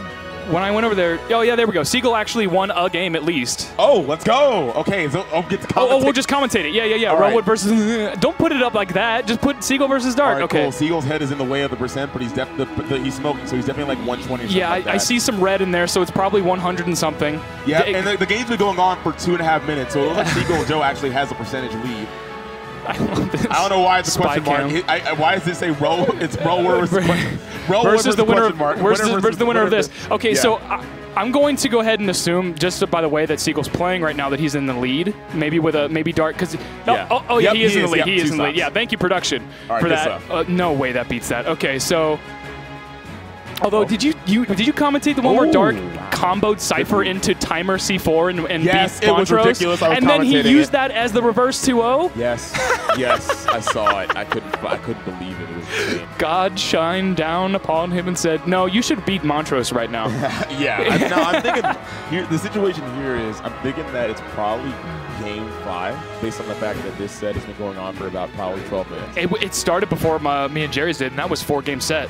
Yeah, so this is probably a Game 5. Oh, honey, no. Dark with a little bit of a misplay on that one. Dark has made so many ridiculous comebacks today that I'm just like, no, whatever. Why did he go? That forward smash was, who are you hitting? But he did it would hit the teleport on platform cancel. True. It was also probably not on purpose. True. Also true. Oh, look at these tech chases coming up from Seagull, actually. Even using the auto reticle to catch an instant jump or something like that. Oh. Okay. Playing it very, very. He's playing. Dark he is just gave like the grab to him. Dark just wants to kill. Dark definitely just wants to kill. Yeah, please. Oh, the narrow miss on that back air. Don't make it a 3-stock. Dodge. Come on, Dark. Keep kicking. Oh, it's not a 3-stock. He actually did take a stock earlier. Okay. 2-stock. Oh, he stuck him. Yeah, he's done. Oh, he air dodged it. Yeah. He actually pulled the trigger a little bit too early on that one. That's good to get a protect from Seagull Joe. Here's your grenade back and an F tilt for the kill. No way. Yeah, but it's so close. Yeah, very close. And there's the up air. Oh, not quite hitting. Oh. And Dark's survivability is unparalleled. Oh, no. It's even. Oh, it's no. even. We're going to do he's doing the back throw forward air thing? Back throw forward air thing? Okay, not quite. It is even. If he holds a grenade and you just forward air kill. He paused. GG's. Okay. I'm going to assume that if he just holds a grenade, the up air will never actually finish, but... All right, so no contest. All right, I guess I have to go play Seagull again. All right, good luck, bro. All right. Let's reinstill that fear of hero into him. All right, yes. He hates him. All right. Yeah, good luck, bro. Okay. Okay, here we go. I'm interested in seeing how this turns out. Losers semis between Wood and Seagull. As he said just now, he would have gone Incineroar against Snake because Hero Snake is definitely a bad matchup. Just because of bounce, it's not a good matchup. It's not a good matchup because of bounce. It actually is bad. It sucks. I hate it. but he feels comfortable going into Aurora again, or Hero against Palutena. This is actually going to be a run back from winner's bracket because Seagull did beat Wood a winner's side in this Palutena Hero matchup, and Wood just said he's content with running it back with the Hero. We'll see how this goes.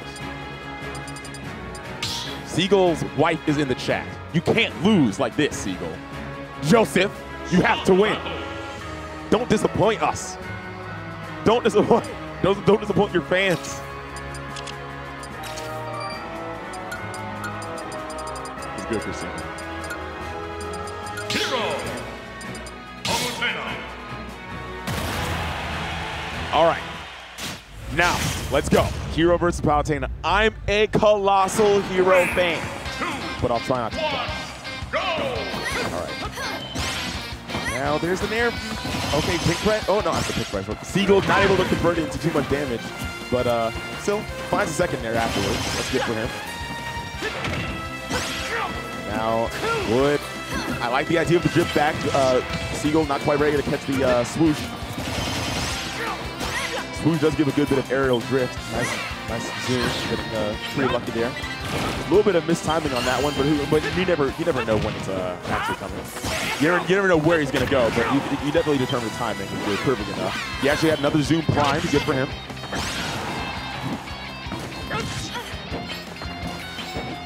Okay, what's it gonna be here? Because situation, he has no zoom on the next menu.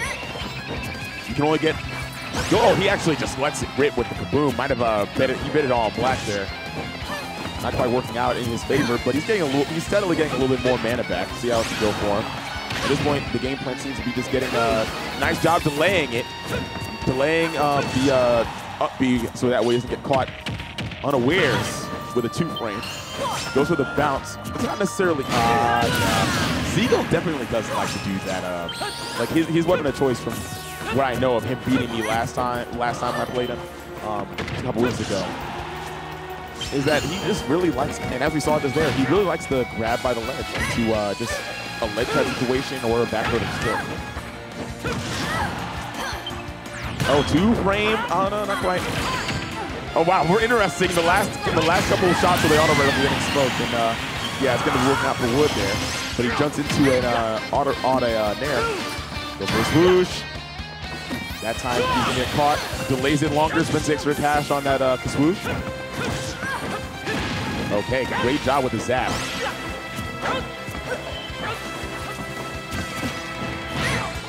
Now he actually just uses now he does have another menu prime with the zoom. So if he gets pushed off stage again, then he will have access to it. Okay. Right now, Wood has not really gotten a lot of opportunity to be able to set up too many too much good stuff with the menu. At that point, that's a really good situation because there he got hit out of his jump, and he would not have enough mana to be able to. I don't know if he had 18 or more mana, but you need 18 to be able to do a swoosh there. Ooh, almost catches the jump with the second forward there, but it's not a true combo. And the first forwarder actually knocked him a little bit too far away. Gets a frizzle for a little bit of extra damage. He actually, I think when he went for the oomph, he was actually trying to go for a double buff. But it's actually weird when you're playing Hero, you actually, if you get oomph but you don't get the psych up, then you're kind of stuck with oomph, and oomph kind of sucks. So, oh wow, tries to go for a run down smash, gets landing, not quite hitting.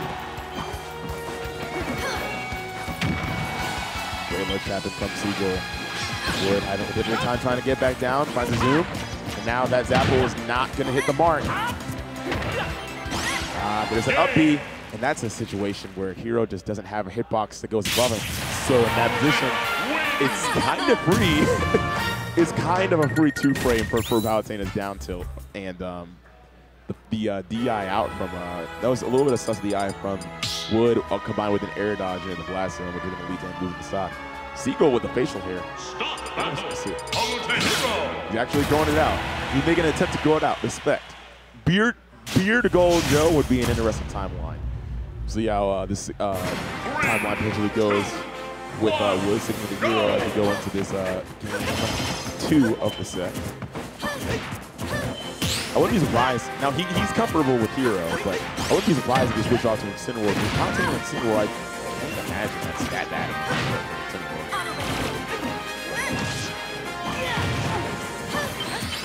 Right, has to accelerate, get a little bit extra juice. Let's use the reverse with the Frizz.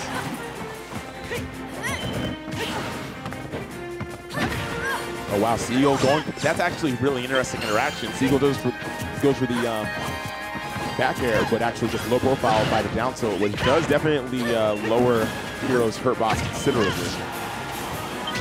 Oh wow, actually gets the sizzle. That was a good idea to go over that sizzle, because even if he had bounce active, even if it got reflected, he would not have gotten hit by the sizzle. All right, so far Wood looking relatively comfortable, not able to get a psych up, which would have led to a greater ability for a kill. There's the patented, try to say twist, if you will, the wait by the ledge, get the back throw.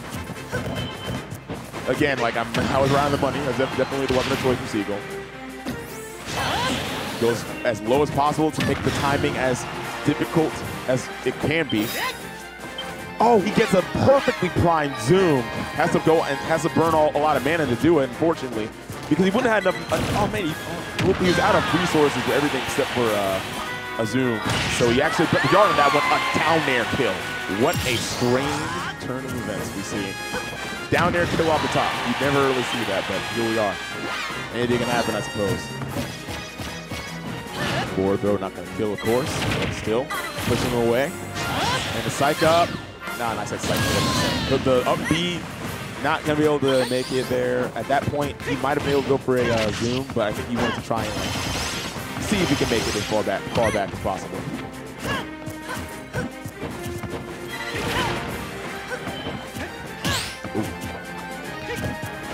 Wood, he's not able. I really like Wood's game plan. He's not using mana as cost. He's not being as.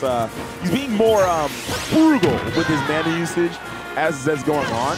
He's not doing anything too crazy in terms of wasting mana on things that are not the best. But at the same time, every single time Kaboom has come up, he's just letting it go. He's like, I have to use it. I have to use it. Another down smash. If he gets a down smash, it will actually. If he has a crit on the down smash, it will kill. But he's not quite finding that. He has to psych up, so he's kind of telegraphing the up tilt at this point. Not quite able to find it. Down tilts are a factor. Seagull goes for the roll behind or try to get that grab that he ever so loves to do. Attempting the timing, but he actually teleports past the Kaboom. Avoiding both the projectile as well as the destination of the explosion. Goes for a top deck sizzle, and the lingering hits of the up smash connect and actually thwart Wood's recovery there. He has no jump and not enough resources to up B back, so he gets a zoom on the way. He actually got a psych up there, but didn't quite let it rip with the selection. Oh, and there's the fear. There was a really great explosive flame, and the forward there narrowly misses Seagull Joe, and now Wood is down to his last stop on this. And I hate when that happens. When he actually selected psych up but got hit on the startup, so he actually gets his mana taken without the activation. So yeah, going for the bounce. I think the reason for using the bounce is actually to make it so that he won't get his own projectile reflected at him for something he'd have to worry about, which is definitely good to have in mind. Not necessarily worried about Palutena projectiles, but in order to make his own projectiles more foolproof against potential reflectors.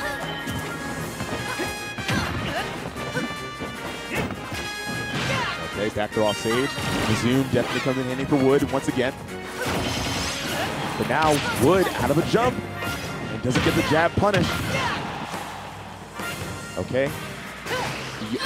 Oh, high recovery with a swoosh over Seagull's head. Seagull's not quite ready to cover that option. And there's the Kaboom. Every time he sees it, he's going to go ahead and use it. Seagull going to have to watch out for the damage that can come about from Oof if Wood is able to get a hit. And he gets one hit automatically, easy 24% for him. Catches that high recovery with the teleport, and that's going to work out in Wood's favor. It's actually pretty much even at this point. We'll see how it goes in terms of finding the kill. Oh, wow, tries to go for a, good job jumping out of that menu that could have been really disastrous for him.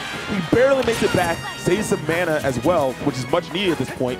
With the swoosh instead of a swoosh, forward air actually kills at that percent. Good job. Even on Battlefield, surprised that good.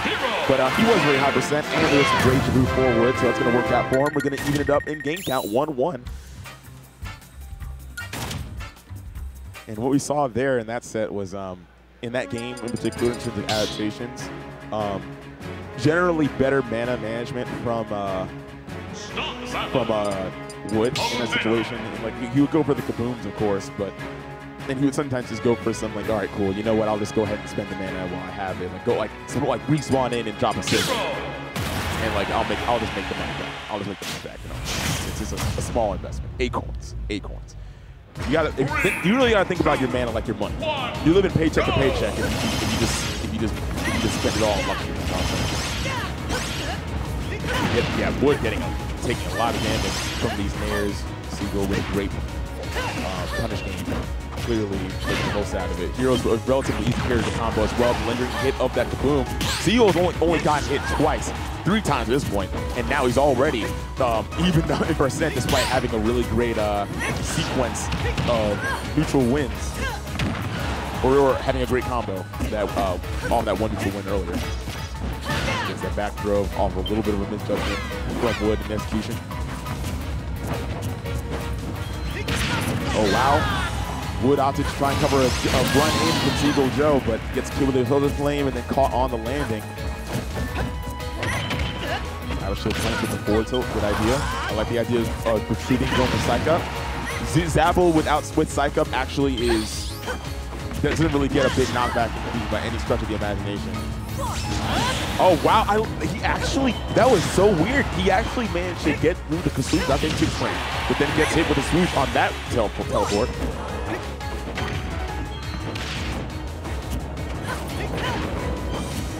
Oh, I love the idea. But not quite connecting. Wood is still just hitting air. Goes to the whoosh, and then Seagull's going to be able to get past it. Air dodge is going to be punished as well. Goes to the accelerate. He does get a little bit much more maneuverability. Nice whip punish from Wood. He barely threads the needle in terms of those auto reticle shots.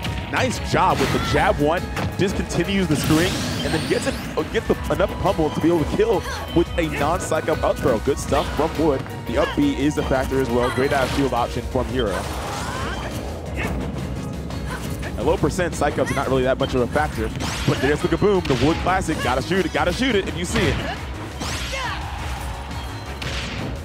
All right, goes to the whoosh, actually makes it back safely. Seagull almost hitting with the down tilt, but not quite. Oh wow, accidentally finds himself in the explosion of that pussy flame. Oh, and there's that, oh man! I think, I'm not sure what if that cycle was intended, but it might have been better go for Excel Rattle and then drift away if that was what he was intending. Just have a decent amount of buffs on in terms of having Psych Up, and he actually had double buff he had double Psych Up and Oof along with Bounce. So it would have been a pretty strong potential offensive maneuver for him, but he only gets a jab to show for it. And now lax in percent is Seagull Joe, is Wood, just consistently getting outplayed in the neutral, and then burning his resources in terms of having in terms of trying to find his way back down to the ground. And it's really just been kind of rough for him in that regard. Kind of lets it rip with the parry forward smash, but doesn't quite get the. It's a little bit too slow to punish. It's a 2017 forward smash, not going to be able to work out in his favor. Goes for the kaboom. It narrowly misses, but it just barely causes Seagull Joe to fall a little bit too far down to recover. Oh, and there's a great back air.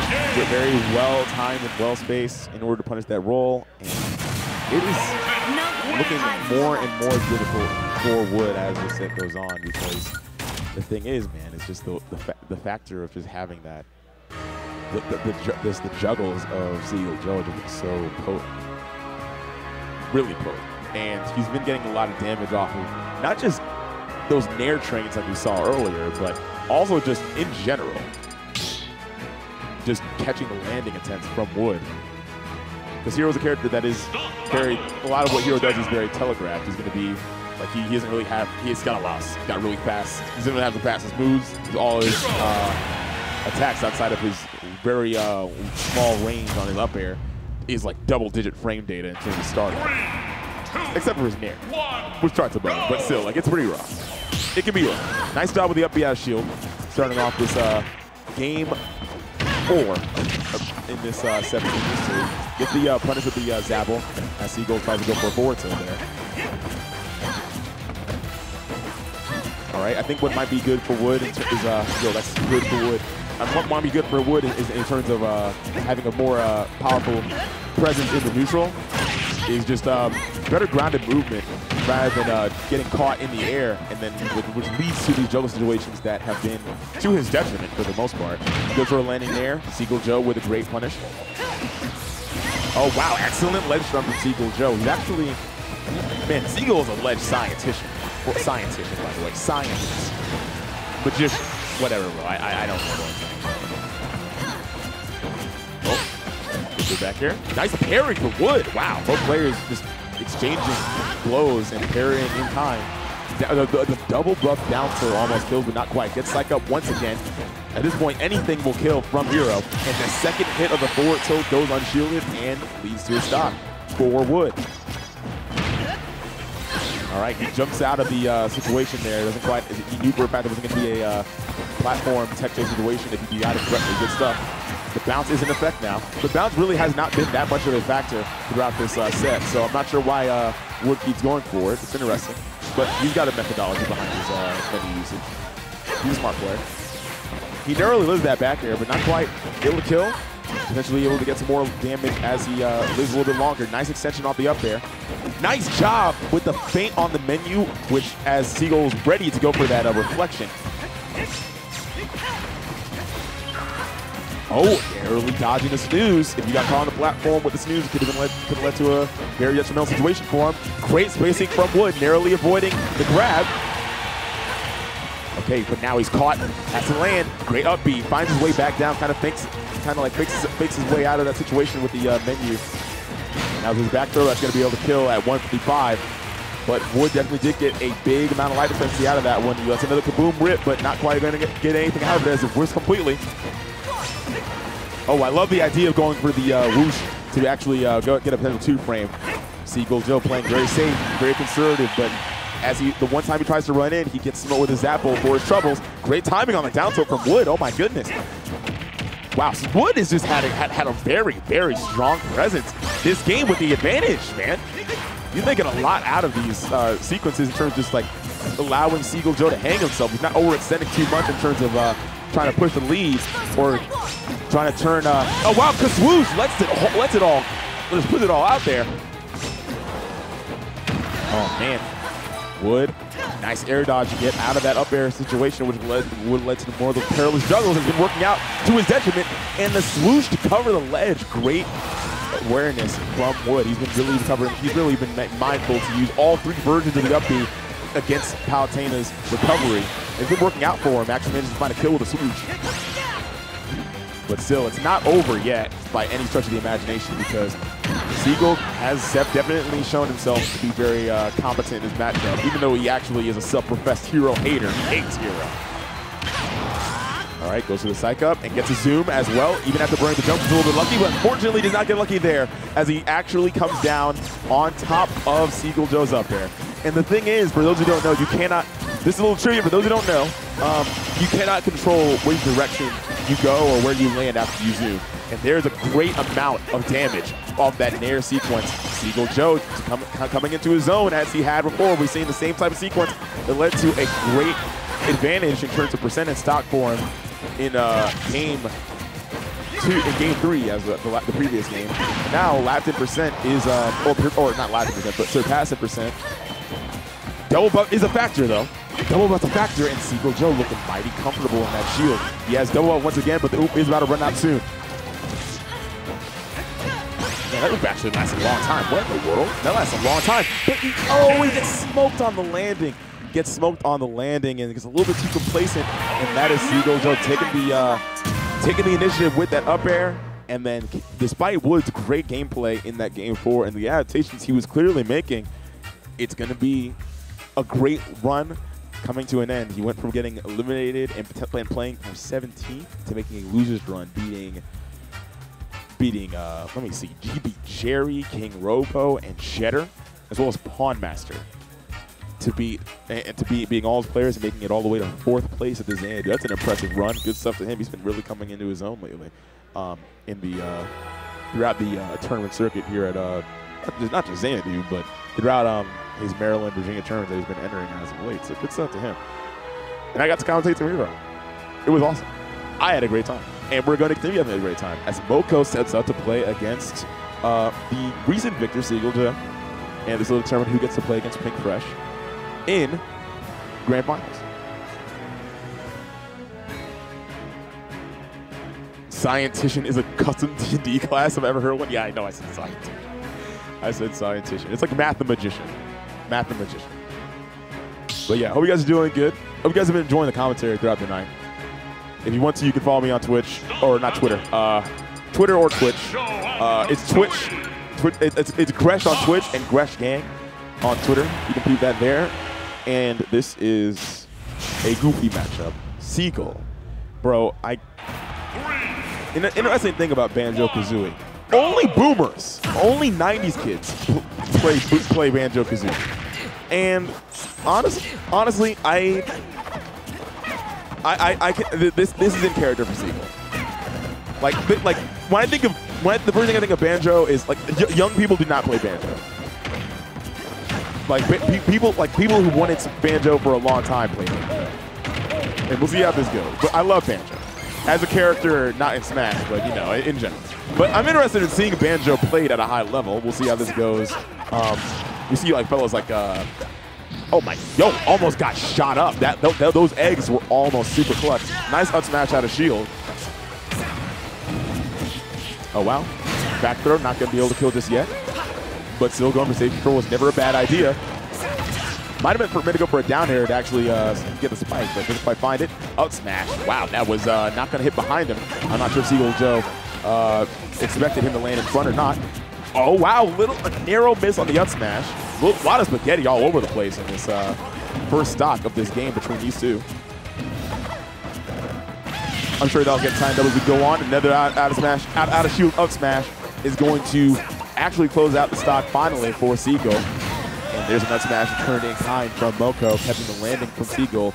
A little bit too, he kind of showed a little bit of, he kind of gave up a lot of stage presence as he goes off stage and tries to put out those traps with the grenades. Or the egg bombs.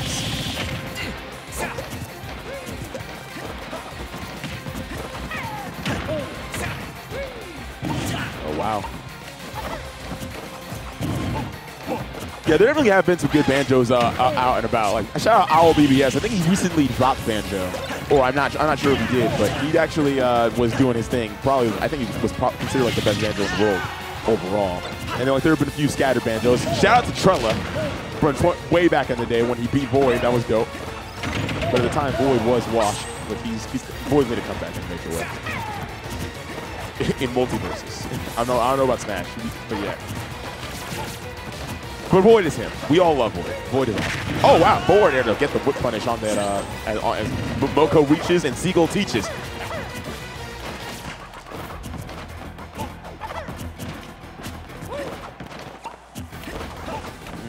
Now, both players have gone unscathed for quite some time. Mokou getting a grab and then gets the up throw. I really like that idea because once you get that up throw, he's fishing for, he's just a shark in the water, fishing for that landing that can very easily get caught with a kill opportunity, which he finds with an up smash. Yeah, Seagull's going to burn out on a wing there. Nothing but air getting hit by that one. Nice. And I love the idea to go for the down tilt. It actually is a very good two-frame move. But it's looking like it's not working out against Fox, or at least not against Mokou. The up Bs have, it's not been thwarting any of the up Bs. Maybe it could be execution, could be just a matter of how it interacts with Firefox. But Seagull, I'm sure he knows like the interactions from just playing against Fox in the region, such as ZD and whatnot. I'm not sure how much they played Banjo and Fox. Banjo versus Fox or lab that matchup, but regardless, it's not looking super pretty for Seagull Joe right now as Mokou continues to stack on the damage, rack up the pressure. He had rage stacking up, but the forward air is going to to nip that in the bud, or it can become too much of a deal breaker for Seagull winning the set. Actual miss, unfortunately, for that rapid jab. Kind of having a little bit of, I think it was a little bit of an interaction with the that side of the stage, that metal part by the ledge on PS2.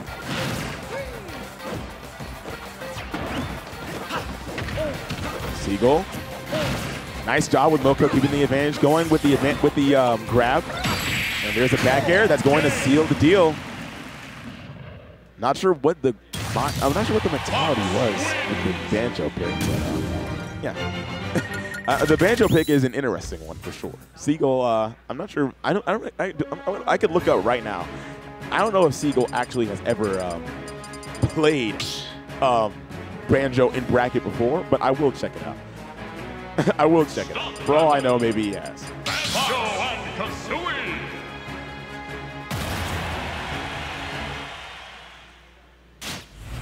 All right, going to Banjo once again. There is a method to Seagull's madness, I assume, as we go into game 2 in the small battlefield. Oh wow! This is the methodology behind the small battlefield pick, because that's if you have those bro. The sauce of Banjo is definitely those bird bombos. The bird bombos are crazy, bro. Like seriously, bro. Those Kazooie shotgun joints are dope to see.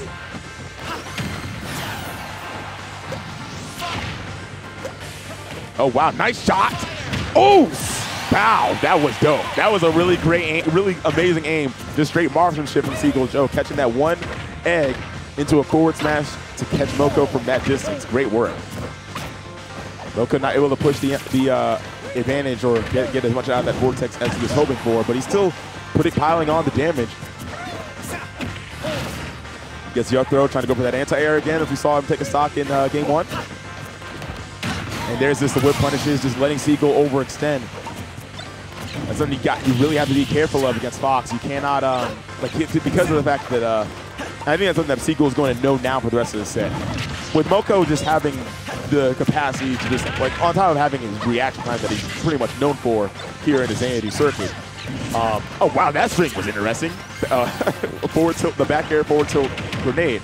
But you have to be really careful to not be too mashy against Fox if your character does not have the ability to mash freely, because the whip punishes are a factor for sure. That down there getting sniffed out and very much punished. Yeah, Seagull Joe has not been making the most out of many opportunities to hit Mokou. The sheer movement from Mokou is too good. Like he really, at this point, with Mokou just not really being able to be nailed down consistently, it's been hard for Seagull. He's just hitting nothing but air. Tried to do a side B there to catch the illusion. Nice job shielding the remainder of that rapid jab in order to get that punish. Oh, he is going to tech that. Yeah, Mokou definitely not one to miss a tech. He's got the execution on point. Up air string, just non-stop, relentless pressure from Mokou.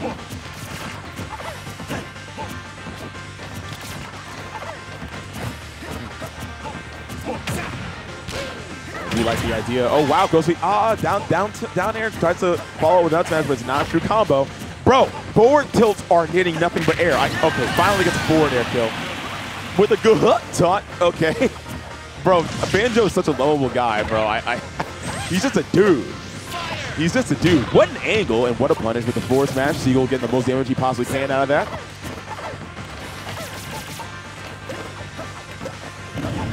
Man, Banjo is just the fittest of the mid-tiers, bro. I just really that was a whipped up smash or up B, and then he really just got okay, I'm just gonna forward smash. This is optimal damage. This is optimal punish. All right, looks like Seagull's trying. He could actually. This could be 2 touches away from a kill for Seagull, but he's not really had a lot of success with finding Wonder Wing opportunities. Grabs out the mid-air on that one. Mokou's doing his best to make those back airs as safe as possible. He's going to be able to use one of his feathers to make it back safely. Oh, and there, Seagull. He actually he had an idea in his mind, kind of just playing a little bit of a flanking type of play style, but he actually messed up on his execution of that game plan. and unfortunately was forced to recover high above the ledge. Lest he get hit with a down smash and then gimped by an amazing edge guard from Mokou. Probably would have been like I can see it in my head right now. Probably would have been down, like if he tried to, if he re-grabbed the ledge, probably would have been down smash to drag down forward air to kill. Not going to work out for him. Unfortunately, he's going to get slowed to the back air, going to battlefield, small battlefield that is, once again. Yeah, Seagull just trying to put up. He does get a lot of damage off those eggs, actually. Like he got a solid 21 for just not even interacting, just putting out eggs. So you cannot complain about those results.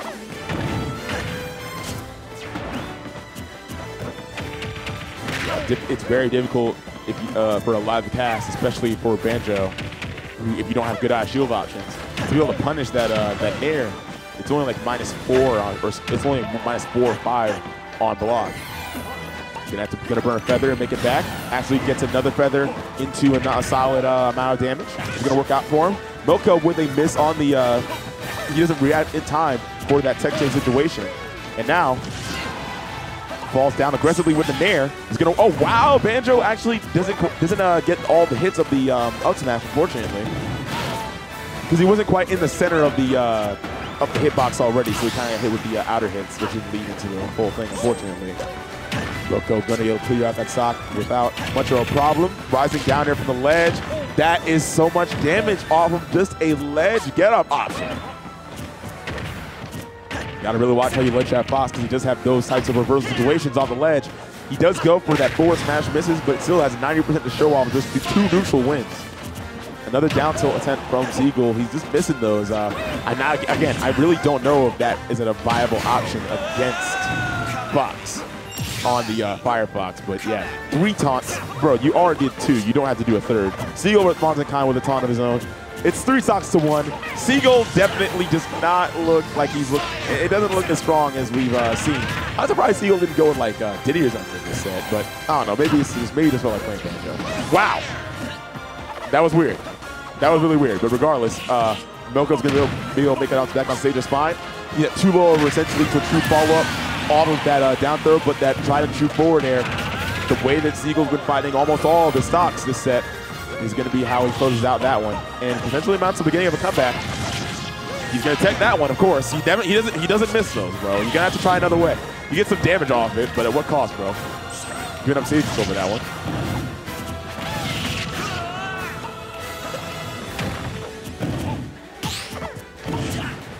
Right now, Seagull is not actually over yet. I don't want to see a taunt to get body from Mokou. He doesn't. It's taunt to get body. He didn't tech. He missed the tech. Him not taking that was a direct consequence of him taunting 3 times. As a matter of fact, he taunted 3 times. Taunt 3 times to get body would be crazy. What if? What if?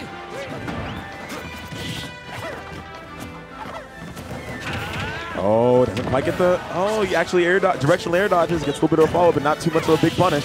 Mokou getting put on the ledge essentially. No, he's gonna jump right over. Seagull gonna have to watch out now because he is at that nair percent. Oh, yep, there's nair up smash. It was almost, it was looking nice for a time. It was looking real nice for a time. Seagull got his time in the sun for a little bit, but that's gonna be a dominating 3-stock. A dominating 3-0. Dominating 3-0 for Mokou.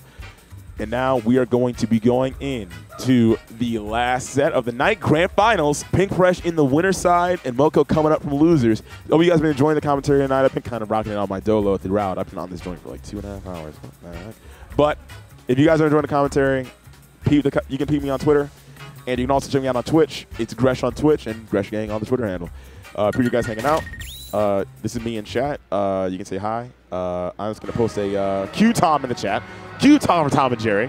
That's the wrong emote code. All right, my fault. This is the one. This is the one. This is the one. There you go. There's the one. There's the one. So if you want, you can click on my name in the chat. Follow me in the chat. I'm the dude with the check mark next to his name and the golden falco because I'm a prestigious 2.5 year or 3 years. I don't know.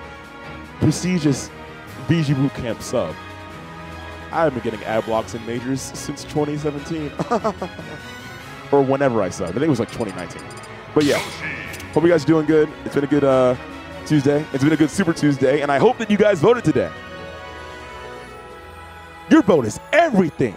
Your vote serves all purpose. You should exercise your democratic rights now and give somebody else a piece of that democratic participation so that we can live freely in this democratic nation. Because what are you here for? To not practice your free rights? Go vote now. I mean that with 100%. I mean that with 1,000%. It's definitely 11 o'clock p.m. Eastern time. Vote ballot's definitely closed. But here we go. They're going random. I'm disgusted. This is random. They went random. Okay, Super Tuesday, Xanadu Tuesday. Anything can happen. Anything can happen, bro. But yeah, we're going into this regardless. It's going to be Pink Fresh with the Rob. Wait, Pink Fresh actually, I think he's actually low-key had a Rob for a bit. And Mokou going with the Daisy. I don't know if this guy has ever played Daisy before, but whatever. He probably has. He probably has. He's actually, his movement's looking not that bad. His movement's looking not that bad.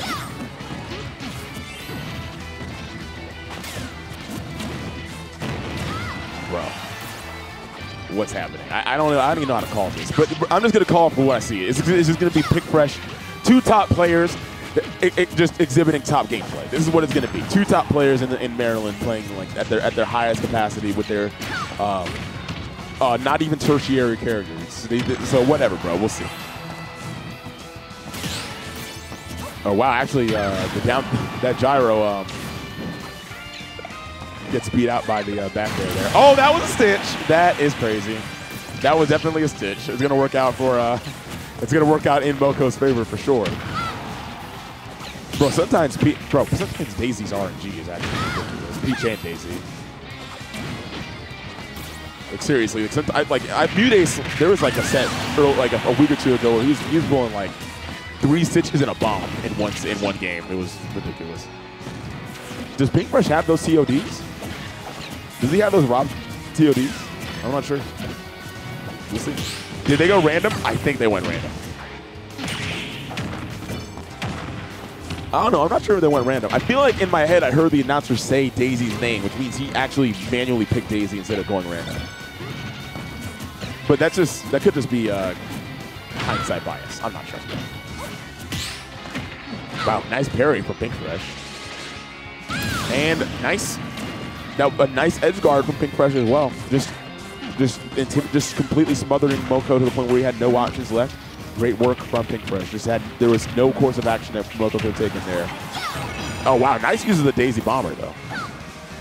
Mokou going all the way out there. Actually gives up save control unfortunately, and he does air dodge. Oh no, he actually was able to make it back.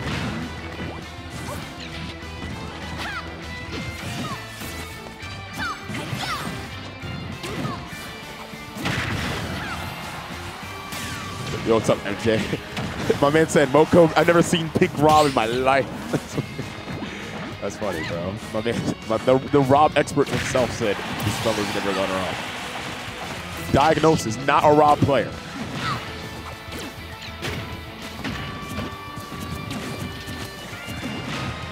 Yeah, Mokou getting cut off stage. This is actually looking pretty rough for Mokou in this situation because if you're not, like Mokou, like Daisy's a character where you have to have a really good command of just the combo game in general in order to make it come back like this super feasible. Not exactly a character that you just win neutral with and over and then just nickel and dime until you win. It's you kind of have to just make the most out of it. She's low key a Shoto. She's low key a Shoto. She's just more honest. She's just aerial, more honest Kazuya. Legit. She's got that Luigi in her to an extent. Got him. Also got that forward air on you. Hold that. So yeah, there's game one. That's Pink Fresh taking it. And quite frankly, bro, I'm hoping for a. They're gonna go random. Are they gonna go random again? Or are they? Did they? I don't even know if they went random to begin with. I don't know how to make sense of this, but regardless. Okay, no, they're actually picking goofy characters. They're actually picking Michael Mouse characters. Okay, so Mokou is actually making a dedicated effort to the Peach and Daisy, whereas Pink Fresh is going wherever. Yoshi's low-key the answer to the meta. Yo, let me get on my Yoshi soapbox. Yoshi does good against a lot of characters. He actually, Yoshi beats Kazuya. And he doesn't beat Kazuya, but he was even with Kazuya. He beat Steve. He actually beat Steve. Actually. Low-key. Low-key. Low-key. And also does good against Min. And also does okay against Rob. He's low-key the answer. He's low-key the answer.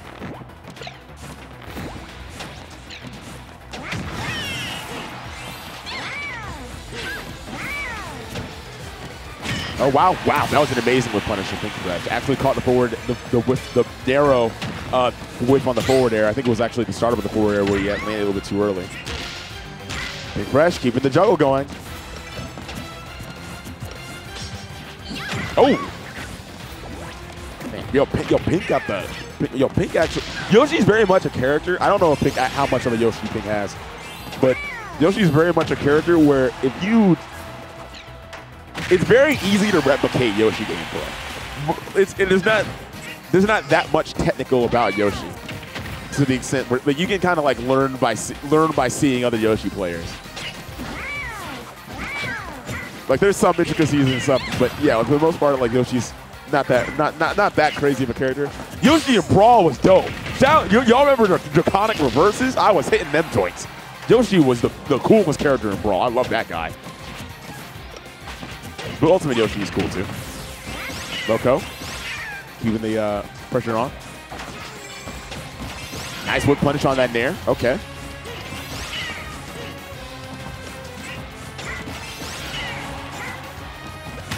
Oh, gets a little bit of an air. An anti-air with the egg throw. Oh wow, Mokou kind of might not board the can chew off with that side special. Although I like the idea. Oh, wow. Oh, that could have actually potentially led to a, if Pink Fresh went all in with it and just drifted out there and then got a follow-up, he could have actually got a kill off that egg throw, but not quite.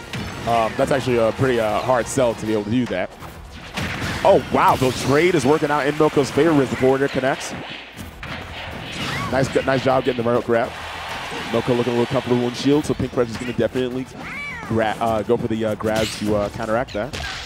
Oh, wow, the drop on the turn is going to work out in Mokou's favor to avoid the remaining hits of that back air, taking the stock. Yeah, nice job with that conversion of the up air there. Last stock between both players. Oh. Back airs from Mokou are definitely putting up a strong wall, but Pink Fresh is able to break that down. Nice job getting the follow-up.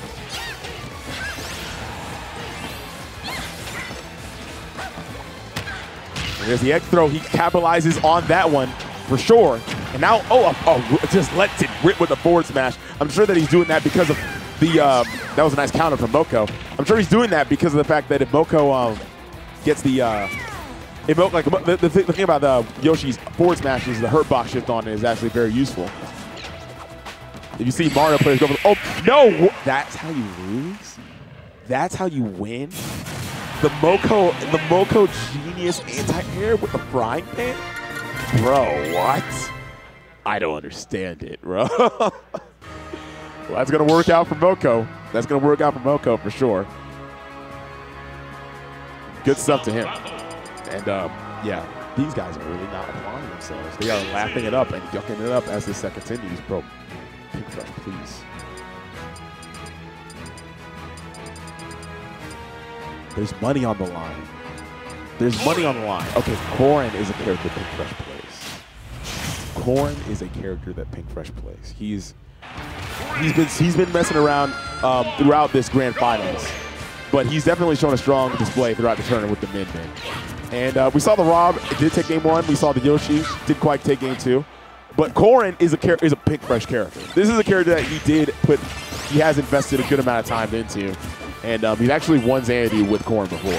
So yeah, he's definitely. But Mokou, the Daisy, he's able to take it over the Yoshi, so he's more than capable.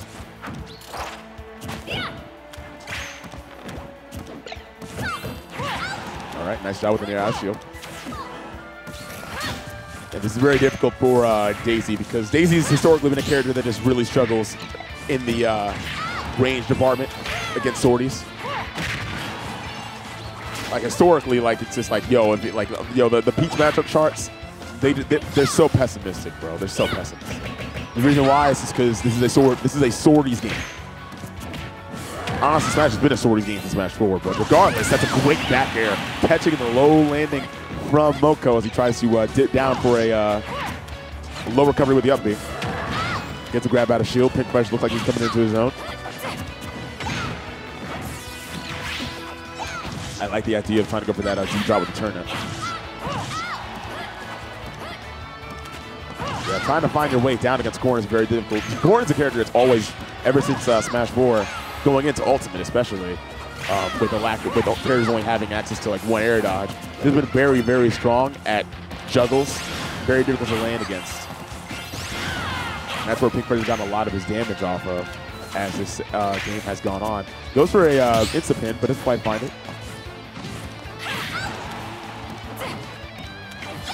There's a really other important thing too. You can't get too placement hole in the ledge against Corrin because that's definitely a factor, that pin. Another great back air from Pink Fresh is going to close out the stock for Mokou once again, and now it's 3 stocks to 1. It's looking like Mokou could potentially close out the stock relatively soon, but he's gonna have to find probably a forward air or a back air at this point. No, like that? Oh my God, almost hit at 40-something% is Mokou, but Pink Fresh barely not able to close out the stock. Great DI from Mokou in that situation. The rage was definitely a factor, and now finally gets aside with that nair, and now we are not quite in 3-stock situation yet. Or anymore. But now here comes the factor. Mokou could eventually push this further if he did get one dope combo against Pink Fresh's Rob in game 1. If he can make that magic happen again, then perhaps we will see it. Nice job with the grab out of the DFS before the second part of it can go flying with the bite.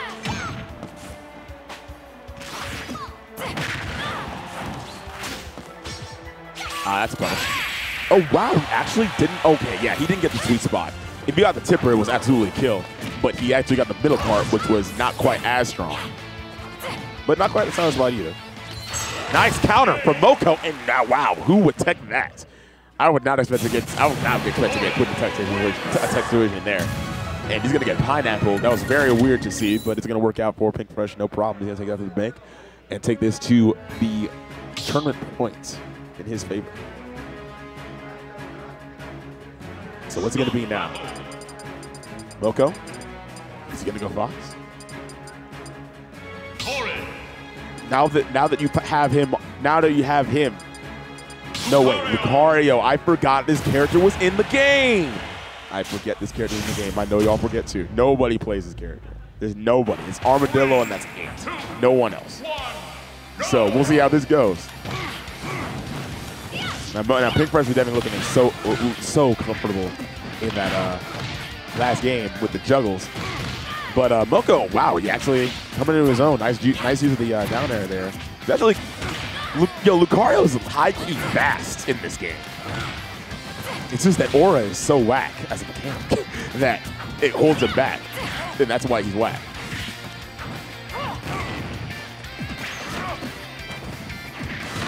Oh, wow, forward smash. Not doing a lot of knockback because of the low percent of Mokou, but still getting a lot of damage racked up in a relatively short amount of time. Nice parry forward. Oh my goodness, I've never seen Lucario's parry animation. What in the world? Bro, Lucario is... Okay, he was doing so many hits and he was practically healing him with all those moves that just weren't killing, but that was a really great edge guard. It gets a down air, killing off the side. Wow. Mokou actually putting out a clean with Lucario.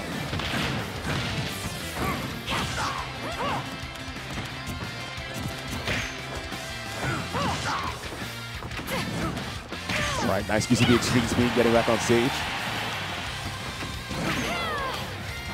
I like Pink Fresh's idea there, going for the instant pin in order to get a 2-frame before Mokou's able to grab the ledge. Oh wow, amazing coverage from Mokou with a read on the air dodge, and that's going to lead to a very early kill with a almost fully charged forward smash. Good job. Yeah, that forward smash on Lucario is nothing to mess with. It's very, very powerful. Wow, that kick is going to be powerful enough to take the stock off of Mokou on that the first stock that he's actually lost in this game. Bro, Mokou actually plays this character. Oh my goodness. Combos are actually looking on point. I like this. I'm having a fun time watching Lucario for sure. Like the Ra vs. Daisy, like, okay, y'all don't actually play these characters, bro. Mokou might play some Daisy and stuff, but like, you don't gotta realize. But now it's like, all right, cool. Now I'm invested with the Lucario being put on display like this. Good stuff.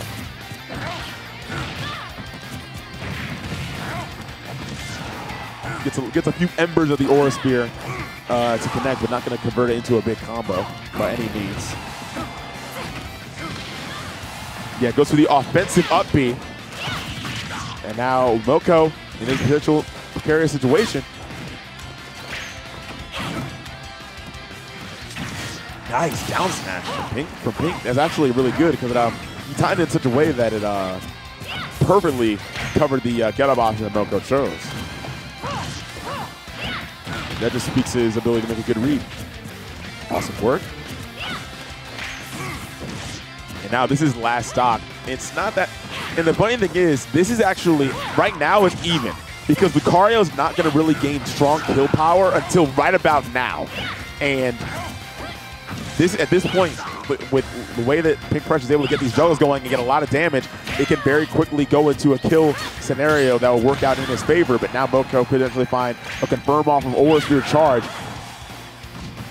It depends. The tournament could end right here unless Mokou, a little bit of a fumble, actually force pawns the wrong way. If he got the command grab, it would have definitely led to a kill if he connected with it. But now gets pinned, gets kicked, and then gets beaten for second place. Now Pink Fresh taking it home with the quite unorthodox grand finals in terms of character selections between these two players. But good stuff to Pink Fresh. Congratulations to him. Winning Xanadu 480. We're getting close to, in a few months, in a couple months, we'll be at 500. A couple months we'll be at 500. Good stuff to Pink Fresh. Congratulations to him. Shout out to Mokou getting second. Seagull getting third, Wood getting fourth, and other fellas getting fifth, Jerry and Dark getting fifth, KingRobo and Siatomic getting seventh. Good stuff to everybody who came out tonight. Thanks, and good stuff to y'all for watching and hanging out. Hope you guys enjoyed the tournament, and hope you guys enjoyed the commentary. You can follow me on Twitter, or you can follow me on Twitch. Oh, I dropped my phone. You can follow me on Twitch at Gresh. I'm going to say hi in the chat.